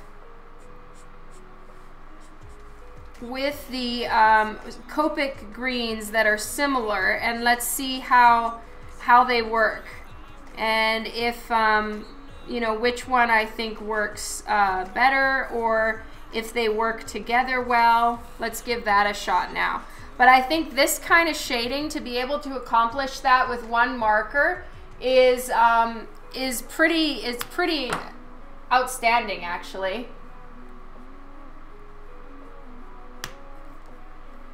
See you later, Comic Force.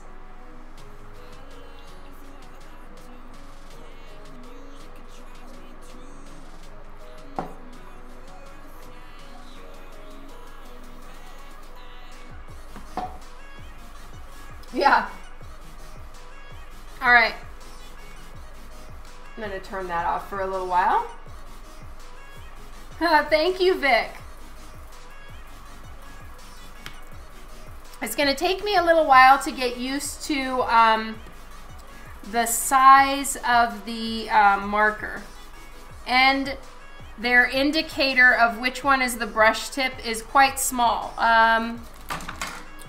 So this is the Copic indicator. It's a little bit thicker, so I can kind of tell a little bit easier. And the markers themselves are quite a bit bigger than Copic markers in their general size. So I usually hold a bunch of markers at the same time, so it would probably, I wouldn't be able to hold as many in the same at the same time. But I do think that I may prefer this ink to Copic ink. I just might. And I was really loving the look of their skin tones. So I'm gonna be getting some of their skin tones, and I'm gonna give those a whirl.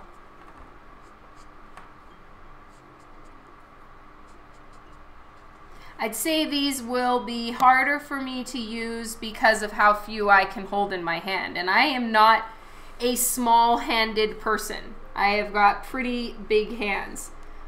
So for them to be hard for me to hold is probably going to be, for anyone with an average female-sized hand, yeah, if you're used to holding like 6 markers at a time, you're probably only going to be able to hold about 3 or 4 of these ones. But what that probably also means is that these can hold a lot more ink. Yes, these are refillable. The graphite markers are refillable.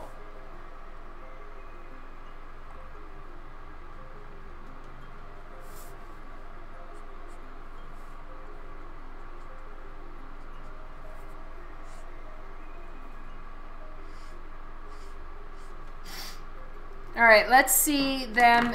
I feel like the brush nib is shorter than the Copic brush nib, but I could be wrong. All right, so the nibs are not shorter. I'm gonna put them side by side like this. And they have a finer point than the Copic ones do. They're a little bit more in a perfect triangle shape, whereas this one is more rounded, like a bullet.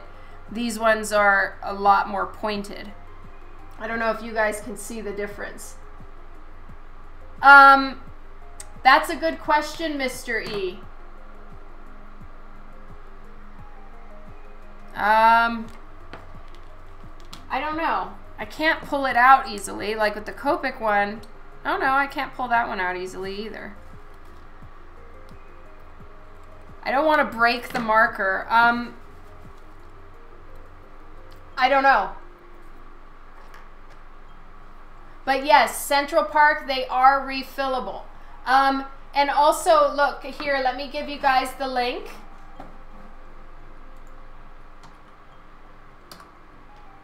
So if you go to Marker Universe, they have all the information about that. I didn't see that they had nibs there, but that could just be, I didn't catch that. This is literally my first time using them, okay? I put the wrong lid on the wrong marker. This one is green tea, which means that, yeah, so 8245. So this is the wrong one.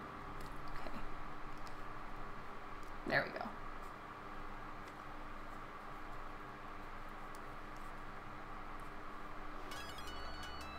So let's try the purple. Let me get something where I didn't draw the Joker's head so big. Let's try out some of the purples. And I want to try now how they mix. So drawing a character for trying this out isn't going to really work because of the fact that I don't have a ton of markers here. But let's try how these blend. Okay, so this is a single line. And then I'm going to start blending it in and making it darker. And let's just see, this is all with the same marker.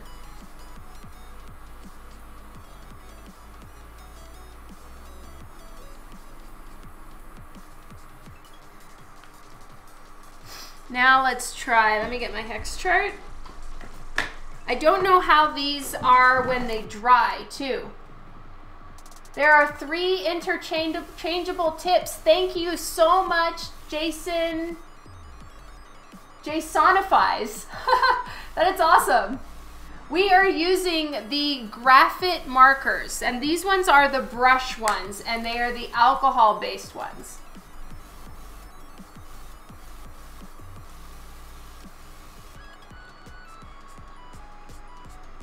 So that's the darker green that I have. And let's see if I can kind of make the blending work here.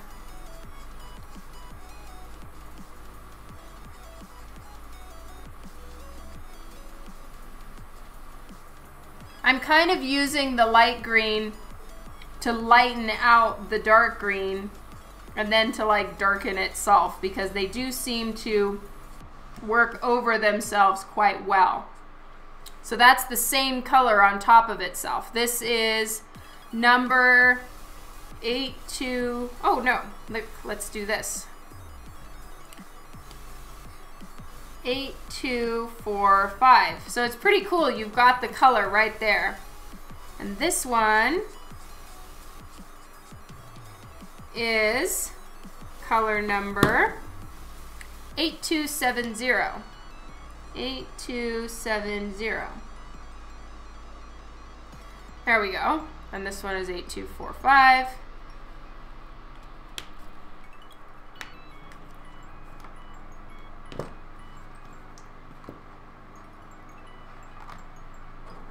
Did I miss something?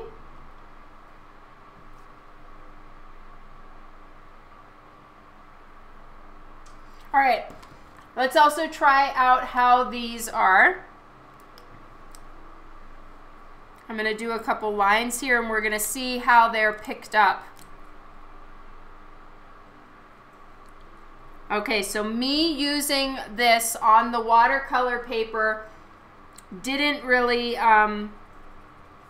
it kind of busted up the pen. So these should not be used on wet paper. Well, it didn't ruin it. Thankfully, it's working again. But I would imagine that these work fine with their coordinating markers. Hey, Keeman, thank you for the raid.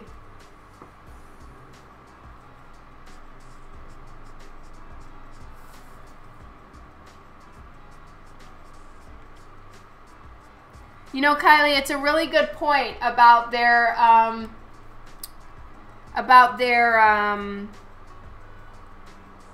purples, and if how this works with their purples. Okay, so this is kind of similar to the Copic R39.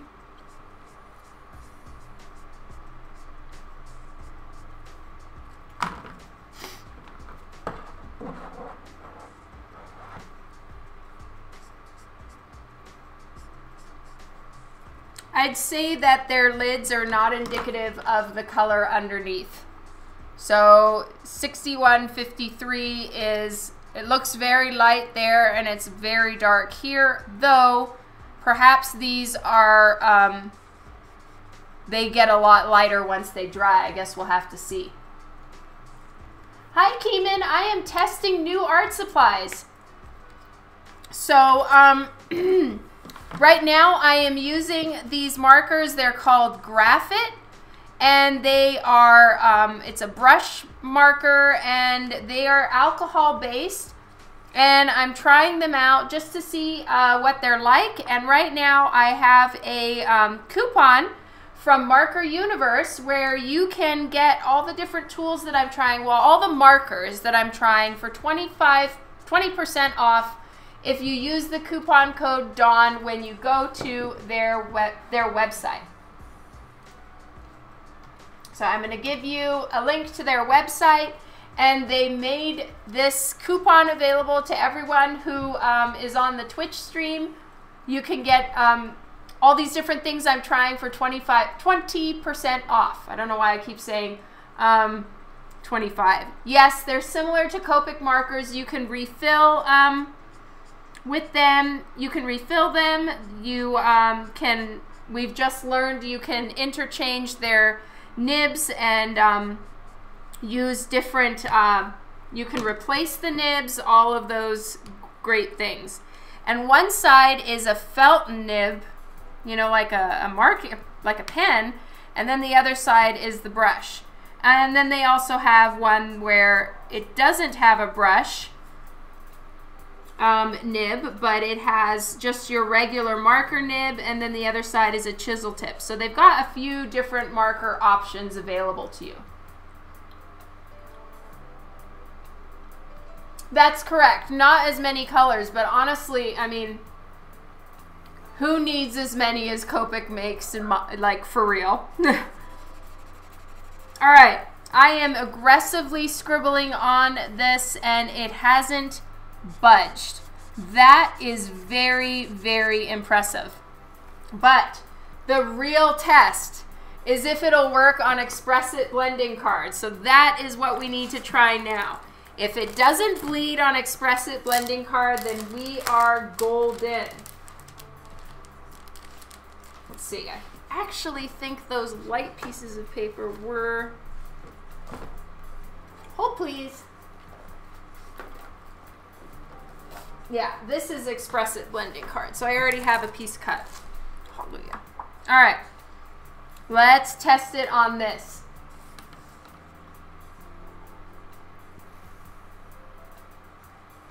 Because this is like the acid test paper. If it doesn't bleed on this, then you're really good.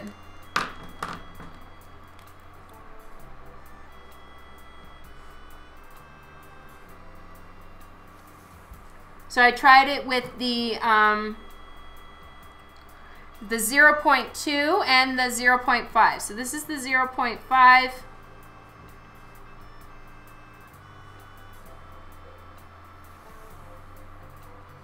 Fine liner. And this is the 0.2. 0.2.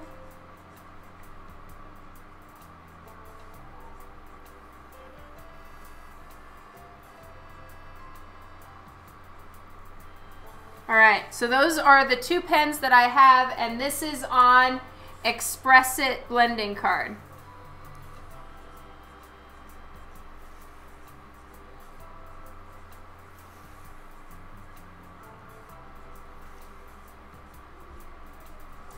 All right, so let's give this a shot.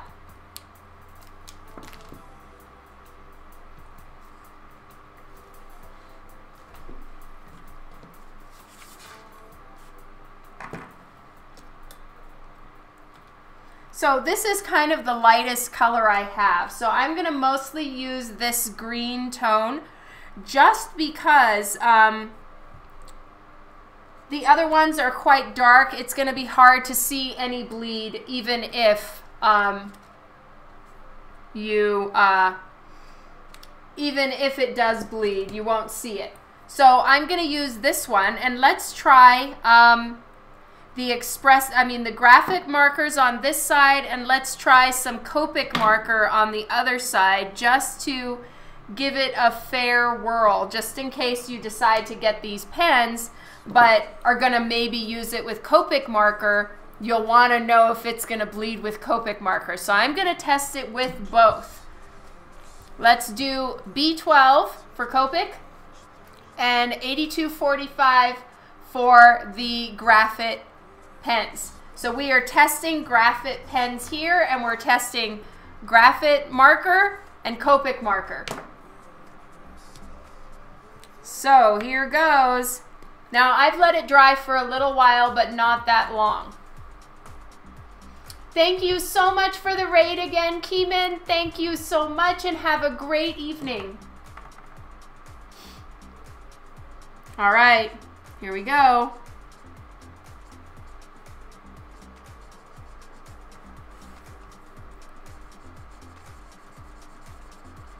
Guys, as you can see, I am being very not careful. This is on Express-It paper, which is very slick.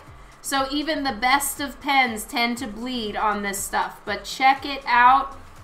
Nothing. There is not a single bleed, pull, smudge. Holy hell, that is crazy good. Okay, so I'm going to write it down right here. We did this with the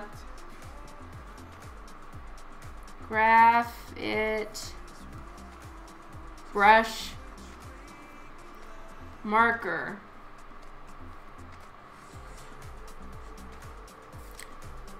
It passes the test 100%. Woohoo! As you guys can tell, my kids just finished school, so I'm all about grades right now. That is really impressive. I'm telling you, this particular paper is extremely smooth. It's amazing for blending with alcohol inks, but most pens, even the best, most permanent pens, will bleed on this paper. So the fact that I was not careful, I was scrubbing over those lines and literally nothing bled. That is amazing. 100% giant ass win for these markers. And of course, I tested it already on my paper, which is the Copic Digital Smooth that I like to use all the time. It's not as particular as the Express-It paper. So really the Express-It paper is kind of the acid test for a pen. So the fact that it works with the Graphit pens, I'm pretty freaking impressed. Like, wow, I am very impressed with these pens. All right, Copic marker test. Here we go. So we're still using the Graphit fine liners, but I am using the brush tip side, so all things are fair. With the Copic sketch marker, and let's see how it fares. Does Copic pull it? Again, I am not being careful. I am going over it multiple times, back and forth. This is kind of like the cardinal rule of do not do's. It's the cardinal sin of coloring with Copic marker over your inked lines. Don't do what I'm doing right now because it, quote unquote, will bleed normally. Look at this. Look at how much I'm going over it. Kylie, does it make you a little bit nervous right now? Are you kind of tweaking? Is your brain kind of going like, oh my God, look at what I'm doing, Kylie. You know what this would normally do to any pen. I'm telling you, any pen. Kylie's freaking out right now. So much freaking out. Look at that. Not a single pull, not a single bleed. Okay, maybe. Nope. That's my pencil lines underneath from something I erased. Nothing. Absolutely nothing. I went over that so many times. What I thought was a pull line is from my pencil lines. I guess this wasn't a completely clean piece of paper. Whoops. But anyway, oh my God, check it out. Yeah, Kylie, I scribbled on it more than Kylie could take. Guys, okay, I will be honest. I was given these pens for free by Marker Universe. So I did not pay for these. However, I am giving honest reviews because if it had bled, and you know what, let's be fair, I'll try it again.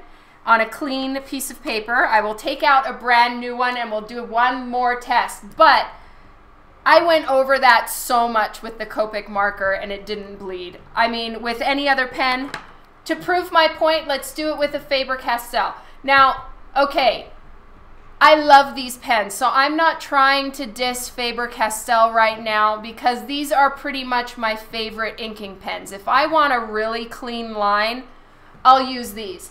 But they don't work on this particular paper very well. They're eco-pigment, they're pigmented ink and waterproof, and they're really amazing. So I'm not trying to diss this particular pen, but I'm going to show you what a bleed actually looks like, okay? So we're going to do, it's F-A-B-E-R.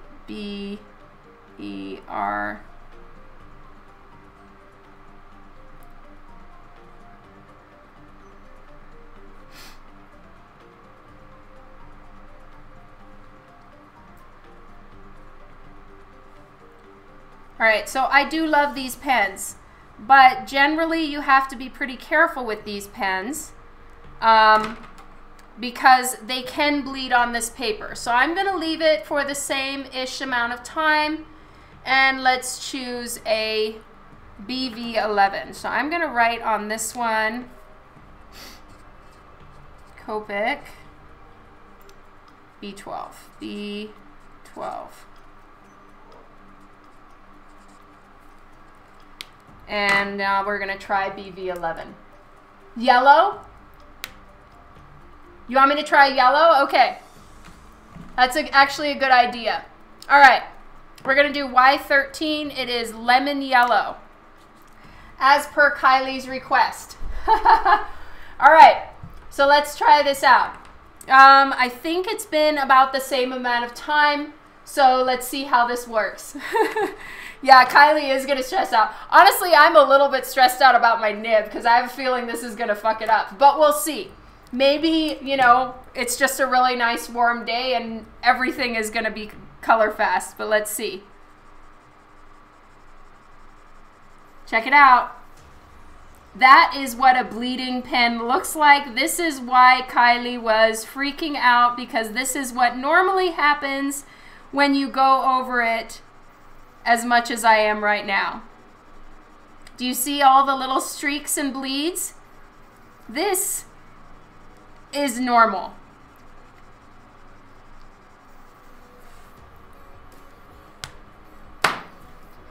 Check it out. So that is what normally happens with an inking pen on using an alcohol-based ink on Express It blending card. I don't know if you guys can really see it, but there are streaks and bleeds.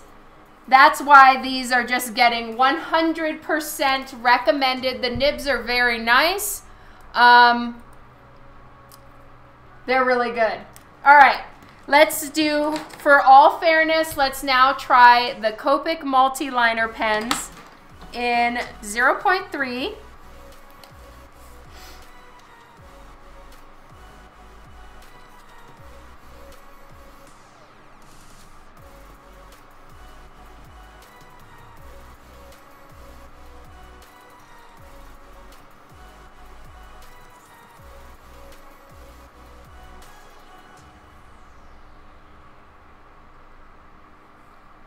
I'm going to do a little bit of erasing because I'm seeing that I actually do have some stuff here.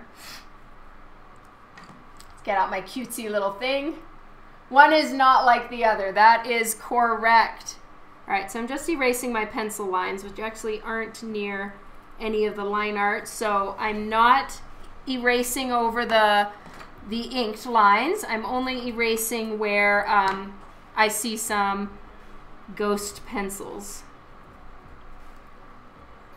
But I'm being careful not to touch the pen, because if you erase over the pen, it does lighten the pen and pick up some of the ink, and I want it to be a fair trial. All right, let's try, I guess we should, because I only have one light color of the graphite, I'm gonna try Copic again. Did this like ruin my nib? A little bit. Just clean that off. Okay, Kylie, what color should I use now? Pink?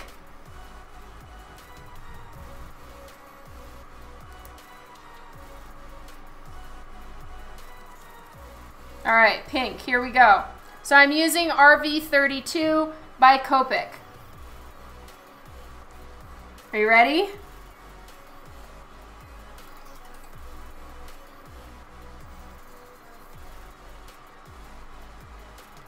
It's better. It's not pulling as much, but it is pulling a little tiny bit.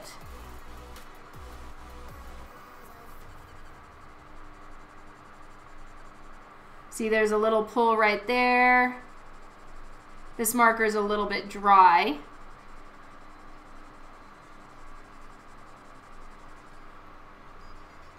So it's not pulling as bad as the Faber-Castell, but it isn't. It's pulling worse than the graphite.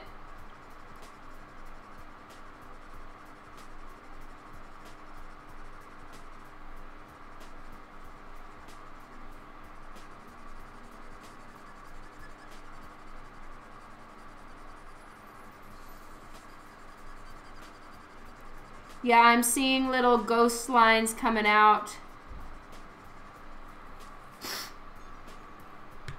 All right, so there's slightly ghosting lines. It's blurring out a little bit. There's a streak right there, a streak right there. There's little bits of gray coming out, so it's not perfect. This, of course, is the worst, but we knew that. We knew that Faber-Castell, doesn't quite stick to Express-It paper. But the Copic multi-liners are the best ones that I have and what I use normally for if I'm going to be working on this paper. Poor Kylie, I'm stressing her out. But the graphite fine liners work with both types of pens, both markers, on Express-It blending card, and they do not bleed. It's unbelievable. I really, really worked on that one more than any of the other ones, and it's still perfect. So these are a giant win, that's for sure. Yeah, poor Kylie. Okay, this is Copic RV32.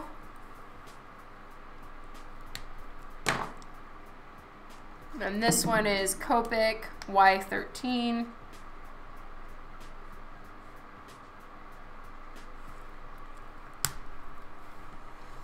So there we go. We know that their pens are second to none, as far as I have seen, for their ability to work with Copic markers and not bleed. Giant 100% win for those on that. Now, as far as their blending capabilities, I tend to agree with Jasonifies that they don't blend within themselves that great. They very much just start going darker and darker and darker. And it's hard to, I'd say, get a consistent tone. Like if you needed to fill a whole section, it would really get quite a bit darker really fast, as opposed to, say, let me try to find a color that's close to this in a Copic marker. Let's see. No. Maybe G82. Where's G82? Here we go. Nope.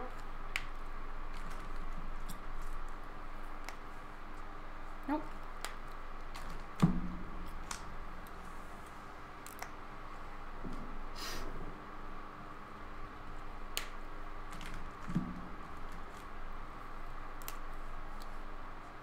All right, this is close enough.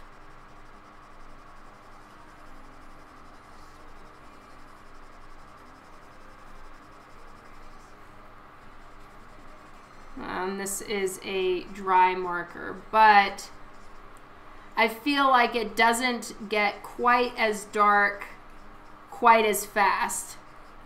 But I would need more markers to really try it out. So I don't feel that right now I'm giving it a fair shot.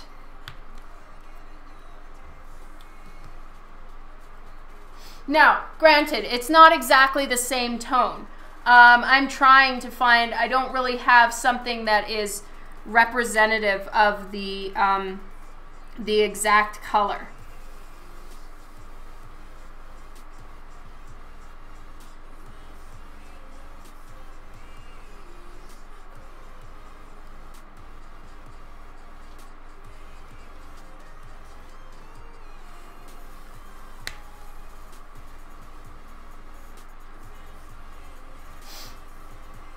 Okay, try blending them with Copics. Yes, Kylie, I'll do that now.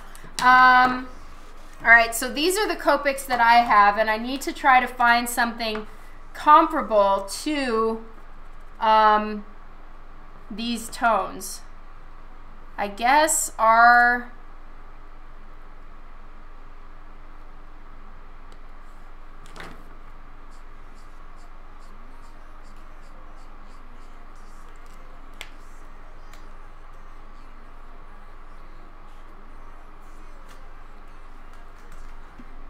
Let's do R46 here. So this is my red. Sorry, it looks like a lot of my markers are kind of dry right now.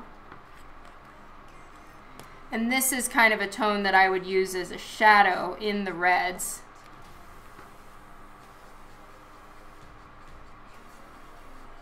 Yep, they blend seamlessly.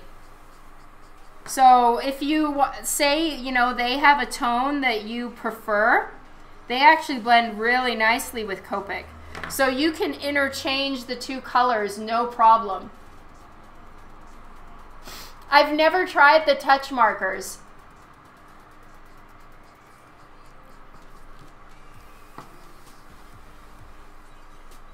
Yeah, check it out, Kylie. It's pretty good.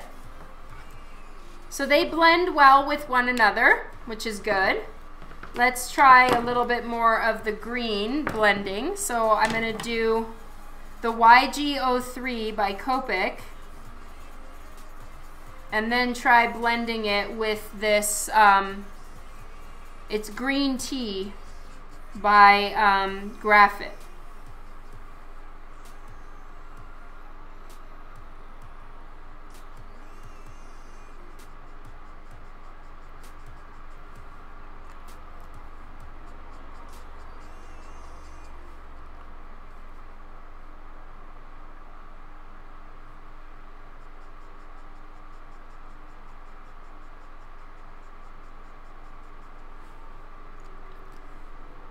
Yep, they blend with one another exactly like Copic blends with itself. You know, this is a very light marker compared to the green one that I'm using. I'd say they're not perfectly next in shade from one another. So, you know, you're getting a lighter haze in the center where they're blending completely, and that's normal. Even Copic does that. I would say though that these go darker a lot quicker.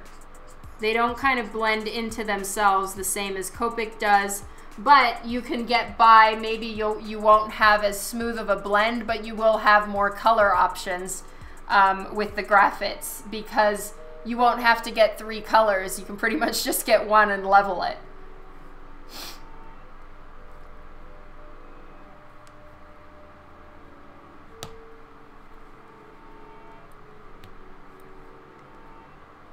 The person you're trying to reach is not available right now.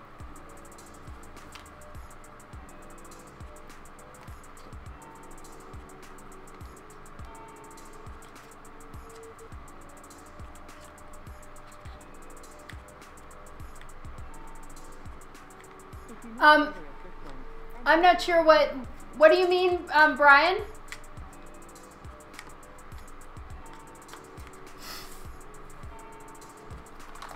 Okay, so now I need to try these Graph O ones and see what they're like. So let's remove this from here. And then I also have, I'm running out of time, and I have the other markers that I need to try are the graphic marker collection from Winsor & Newton. Okay, so let's see if these are basically the same concept, where you can use watercolor with them.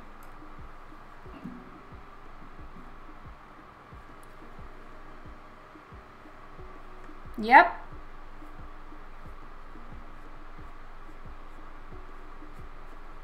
And let's see what the other side is like.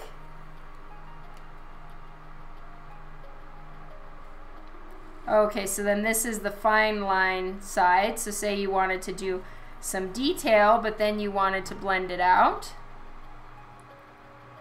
Interesting. So wow, you can get a really fine tip with these pens, and then blend it out where you need to, which will be really helpful for like small detailed areas. So they're the same concept with their watercolor pens. So they're exactly like the ones that we did here with the Winsor & Newton ones.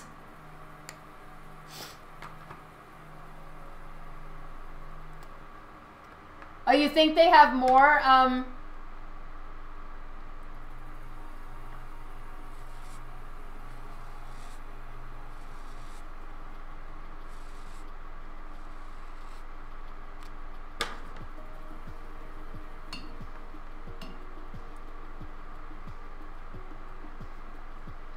Oh wow, that's a pretty aqua color.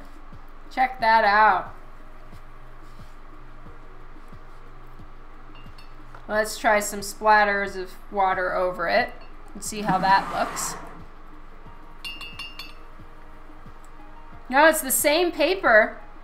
Yeah, it's true. These ones, I guess, are more like watercolor. You're right, Kylie.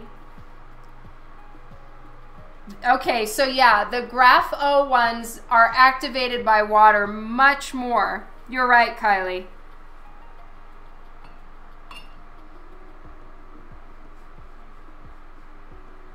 So now this is dried a little bit more, and yep.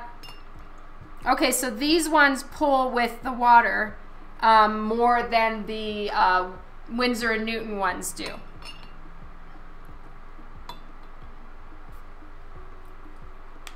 So, oh, follow the Kaiser. These are watercolor markers. So you can use them as basically watercolor, and as soon as you put water over them, it's just like using watercolor. So they're activated and moved around with water. So let's see how it works now if I write on top of the wet paper. It just makes a really smooth line. I'll do the same thing with the darker one.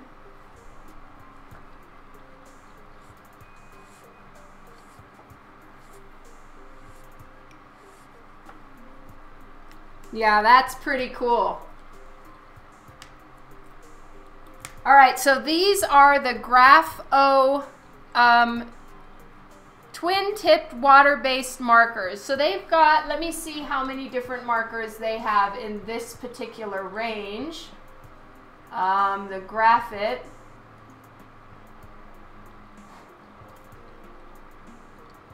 Okay, the Graph O. They come in 48 intense and vibrant colors, but these, from what I can tell, are not refillable. But because you can mix them with water, the ink will actually go a lot further than, say, a alcohol-based ink one, where you can't really do this sort of watercolory smoosh effect, you know. So like this, you can take one swipe of the brush and fill a page. Like literally, I could fill a page. Okay, and you can reactivate it. See, that was almost nearly dry, but I'm reactivating it now, and I'm gonna fill up almost an entire page with one line of ink, which is pretty nice. Then you can, these will go a long way even though they're not refillable.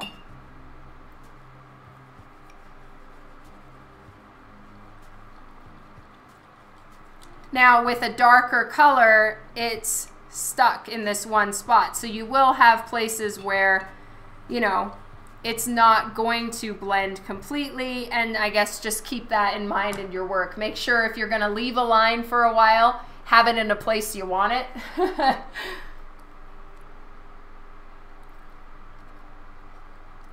Yeah, I'm gonna get more of these for sure.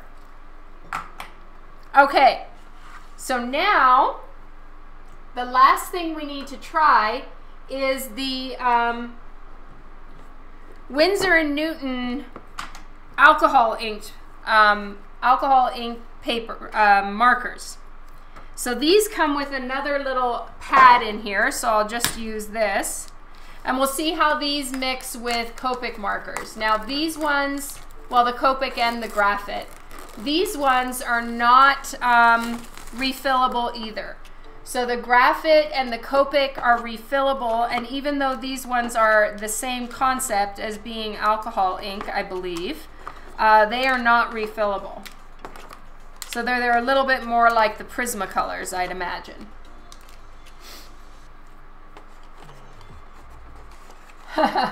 True, he will.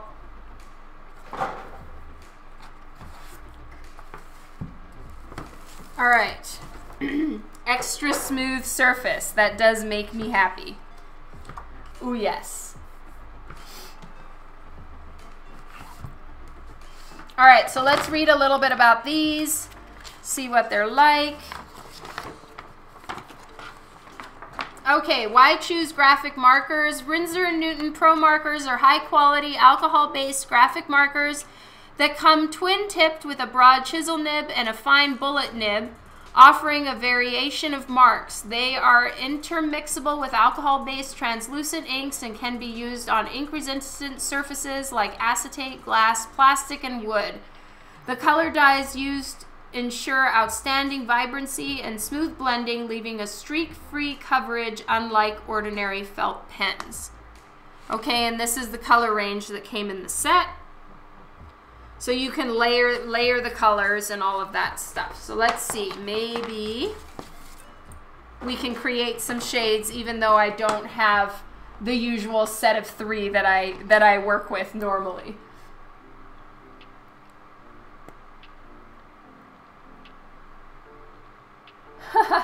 You're awesome, Central Park. Yay! The Graphit liners are amazing. I highly recommend them.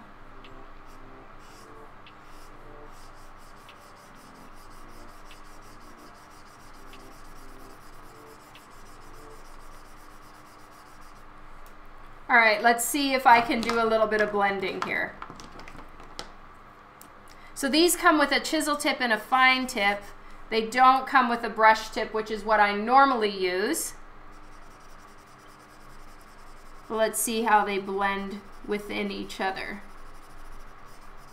I guess this set just doesn't really have enough shading options here because, you know, it's a wide range of different colors. But you can do a small amount of blending for sure.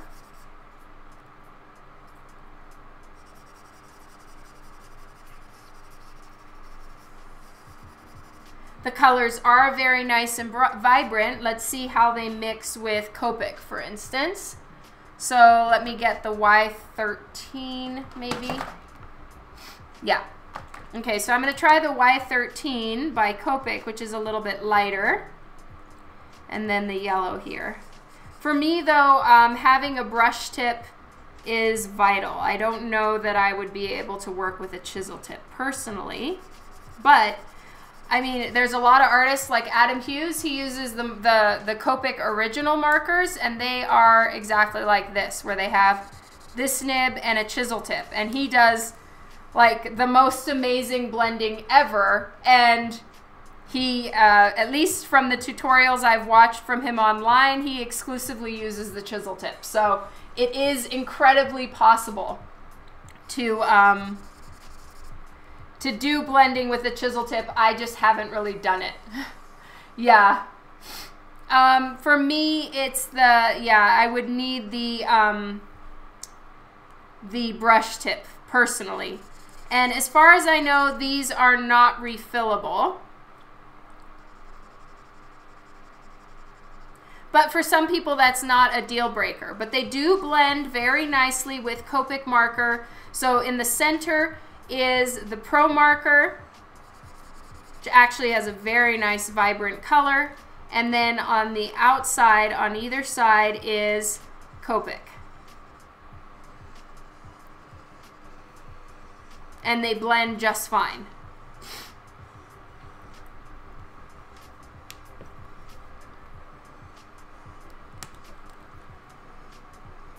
All right, let's see how they work with the mega winners of the Graphit Fine Liners.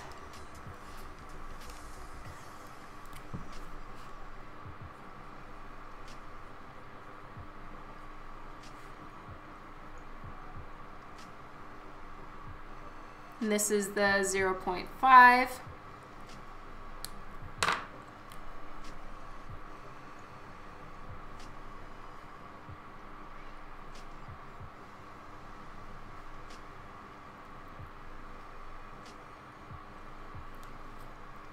And this is Extra Smooth Bristol. So I'll just put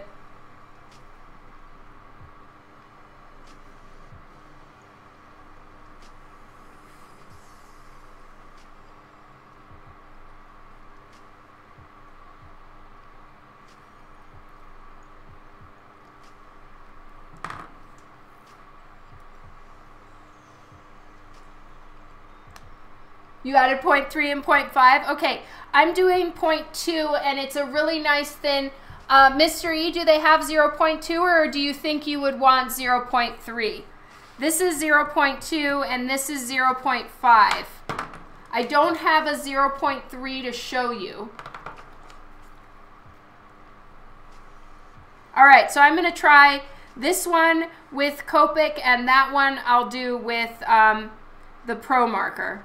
Oh, wow. Okay, so the Graphit is not working on the Bristol with Copic. Woo! So let's try it here.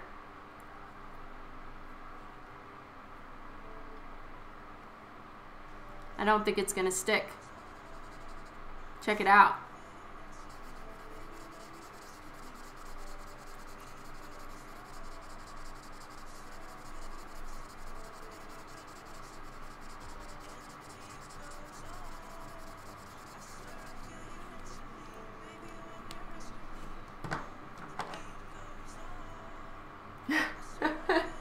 So I guess everything works differently on different papers. So let's try a different pen here. Let's try the Faber-Castell.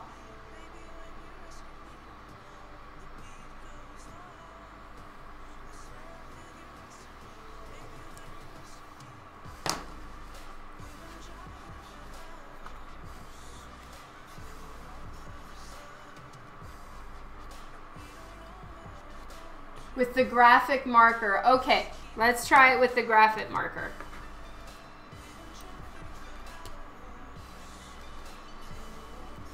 Graphite liner with graphite marker.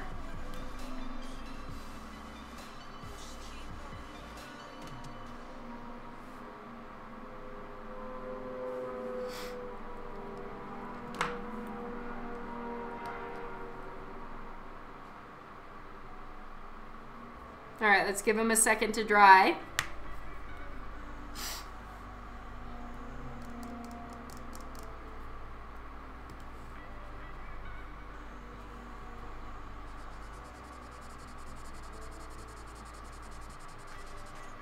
Yeah, it pulls a little bit on the Bristol Extra Smooth. Let's try it with the Pro Marker. Or should I try it with Copic?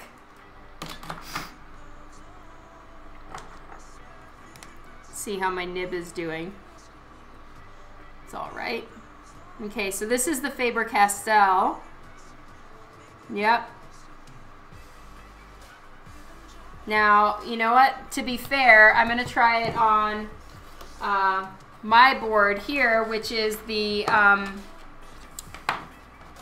Cougar Digital Smooth.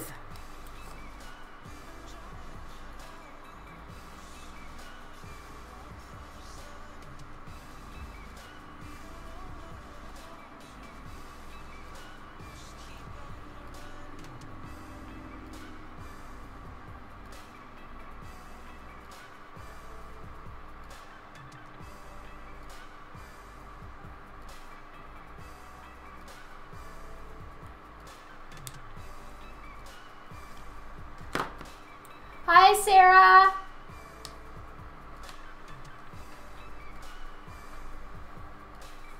Thank you so much, Mr. E. All right, and let's try it with, no, that's a little dark. Let's try it with the blue.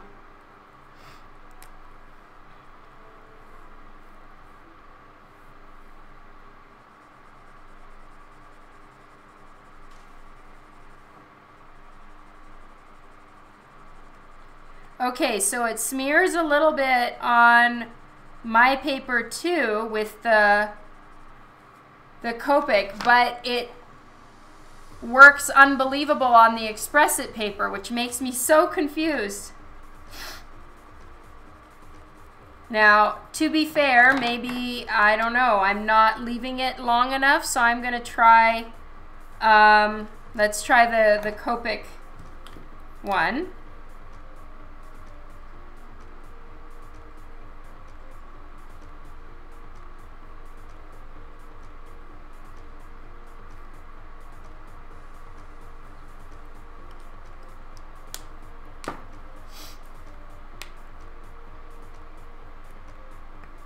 Yeah, I'll finish Ivy as soon as I'm done right here.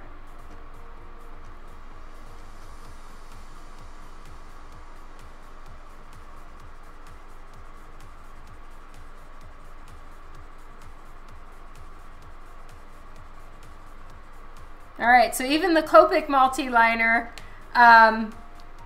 bleeds as well on this paper.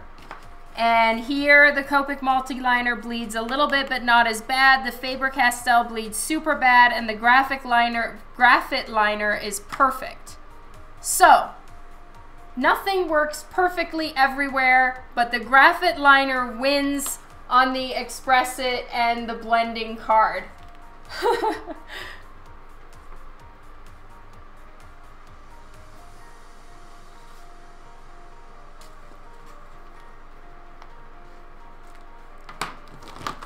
I would say that these ones are with a chisel tip. So I don't personally use chisel tip very often, but I am going to use these when I need a really strong, vibrant color, because the Pro markers, they're, I'd say their ink quality or vibrancy is really intense.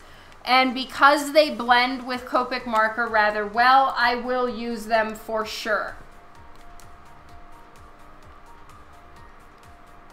I've never tried screen tone. I saw that and I was pretty interested as well. All right. The graphic colors, they blend well with Copic marker. They, of course, do not pull their own pens at all, but neither does the Copic, at least on the blending card. As far as their blendability within one another, I don't really have a range to test right now, though I'm very interested in their skin tones, their beiges, anything that would work with skin. I'm very, very interested in, because like I've said, I'm not a huge fan of the Copic skin tone set. These are new tools that I'm trying out. Thank you, Kylie. All right, let's finish up the ivy, and then we can do a final little review. I'd say the real winners of the day for me are the Graphit fine liners, because I will probably, let's put it this way, you guys. Even though the markers did pull all of the colors on some of the papers, you're supposed to leave any ink stuff that you do before you touch it with any kind of Copic marker. You're supposed to let it dry for a while. Like, I mean, if I'm working on a commission, I'll try to leave it for like a couple hours before I put any Copic marker to it. So I would have to say, due to the fact that we're kind of moving fast,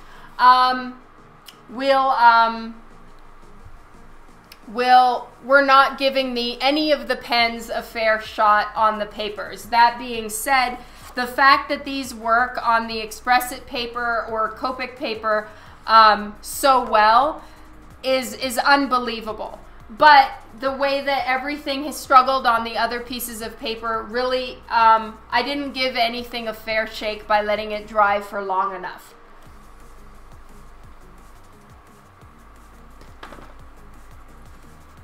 Okay, let's shake this up and get some color on here, or some gold.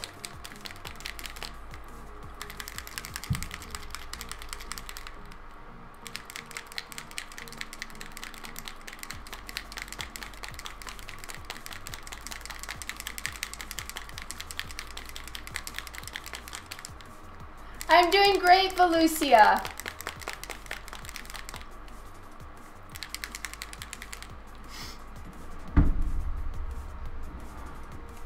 Okay, so this is my little pan that I use. I'm so sophisticated with my lid.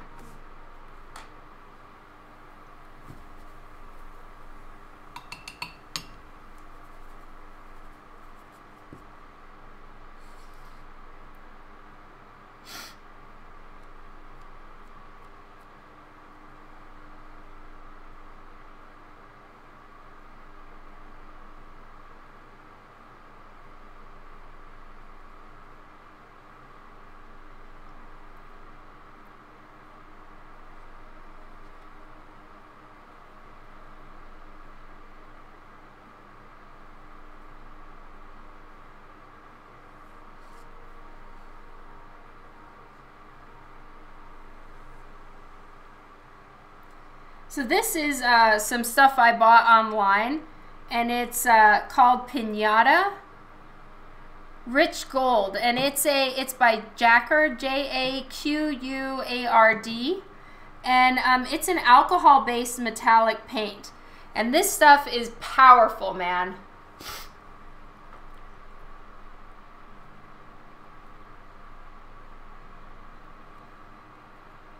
It is such strong, I mean, it's like literally pouring gold on your paper. This stuff is unbelievable. Look at how it is on my finger. That's how strong this stuff is.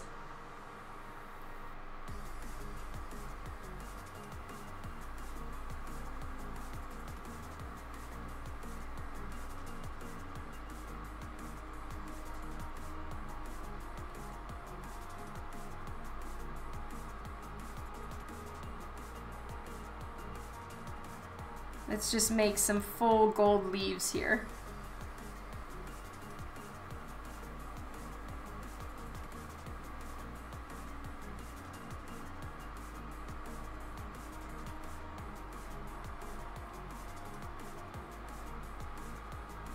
And I know I'm kind of going overboard, but if I don't use it, I will lose it, so I might as well use it.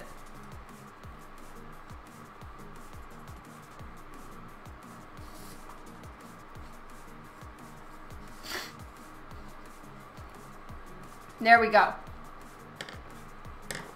Some shiny gold. Yeah, I think it only cost me like $5. So yeah, here you go. This is the shiny gold. Just ties everything together and looks so awesome. Check it out on my finger. All right, so what I used for here was the Winsor & Newton watercolor pens. And they were really quite amazing. And then this, here we go. This are the Graph O watercolor pens. And I would say in the, you know, contest between the two, I agree with all of you guys that the Graph O ones are much more blendable. And I like the brush tip better on this one. It's a little bit longer and thinner, so it feels more like a brush. So I would say these ones win the day for me. I really, really like these. They are amazing, and you know, I have a feeling I'm gonna buy myself a full whatever, however many colors they sell of these, I'm getting them for myself because I'll use them on Divinica for sure. These are really, really good. So I'd say these ones win the day, but the general concept of doing watercolor with marker is something that I had never thought of before. I've read about these kind of markers before and I've been like, why on earth would I get these? But I get it now. They're a lot easier to travel with. You can do a lot of different techniques with it. This was pretty much, what would you guys say, like 2 swipes of the pen, and I filled half of an A5 page with color just by doing that. So it works out really, really cool. I'm very impressed. And then on this side is a fine tip pen, which is also watercolor based, so you can do really fine lines and then, you know, smoosh it around if you want. There's a lot of options. And again, I don't make anything from this, guys. The Marker Universe just gave a coupon so that if you guys are interested in anything, you get 20% off. And these are the things that were sent to me by Marker Universe. The rest were gifts or things I have bought myself. But it was just a fun try everything out stream, and I'm actually quite impressed with a lot of the stuff that I got here. It's awesome. Yeah, that's also very true. I love me my art cases. And now it's going to take me a while to get this off my finger. In order to remove anything like this, like check it out. It is like solidly on there. Use rubbing alcohol and it'll take all the gold off once you need to do that. Yeah, definitely art supply porn, that's for sure. Yeah, nail polish remover or rubbing alcohol, which, you know, isn't as intense then. Yeah, I'd say the fine liners and the Graph O watercolor pens are my favorite from today. I am mad impressed with them. This has just opened up a whole new world for me with watercolor markers. A whole new world. Really, I'm mad impressed. This is pretty freaking awesome. And I need to get their skin tones because I am interested in the skin tones that they have for these. Anyway, I hope you guys had fun. I had a lot of fun. This was very, very interesting and enjoyable. And these are the winners of the day, I would say, is these guys and their pens. And then I will be trying out all the markers more. But this was so fun. Thank you again, Snow, for all the goodies that you sent. I am going to be using them so much. This is just epic. And thank you to Marker Universe for giving the coupon for everyone. I hope those of you who have decided to get things, you've got your orders in. That's awesome. I love you guys. I've got to run. But I hope you have a fantastic evening. And for everyone who is here in Canada, happy Canada Day on Monday. And I love you guys. Mwah. I'll talk to you later. Thank you so much. Oh, thank you, Lloyd. I'm glad you enjoyed it. You guys are awesome. I'll see you all on Tuesday. That's right. Talk to you later. Bye, and so much love.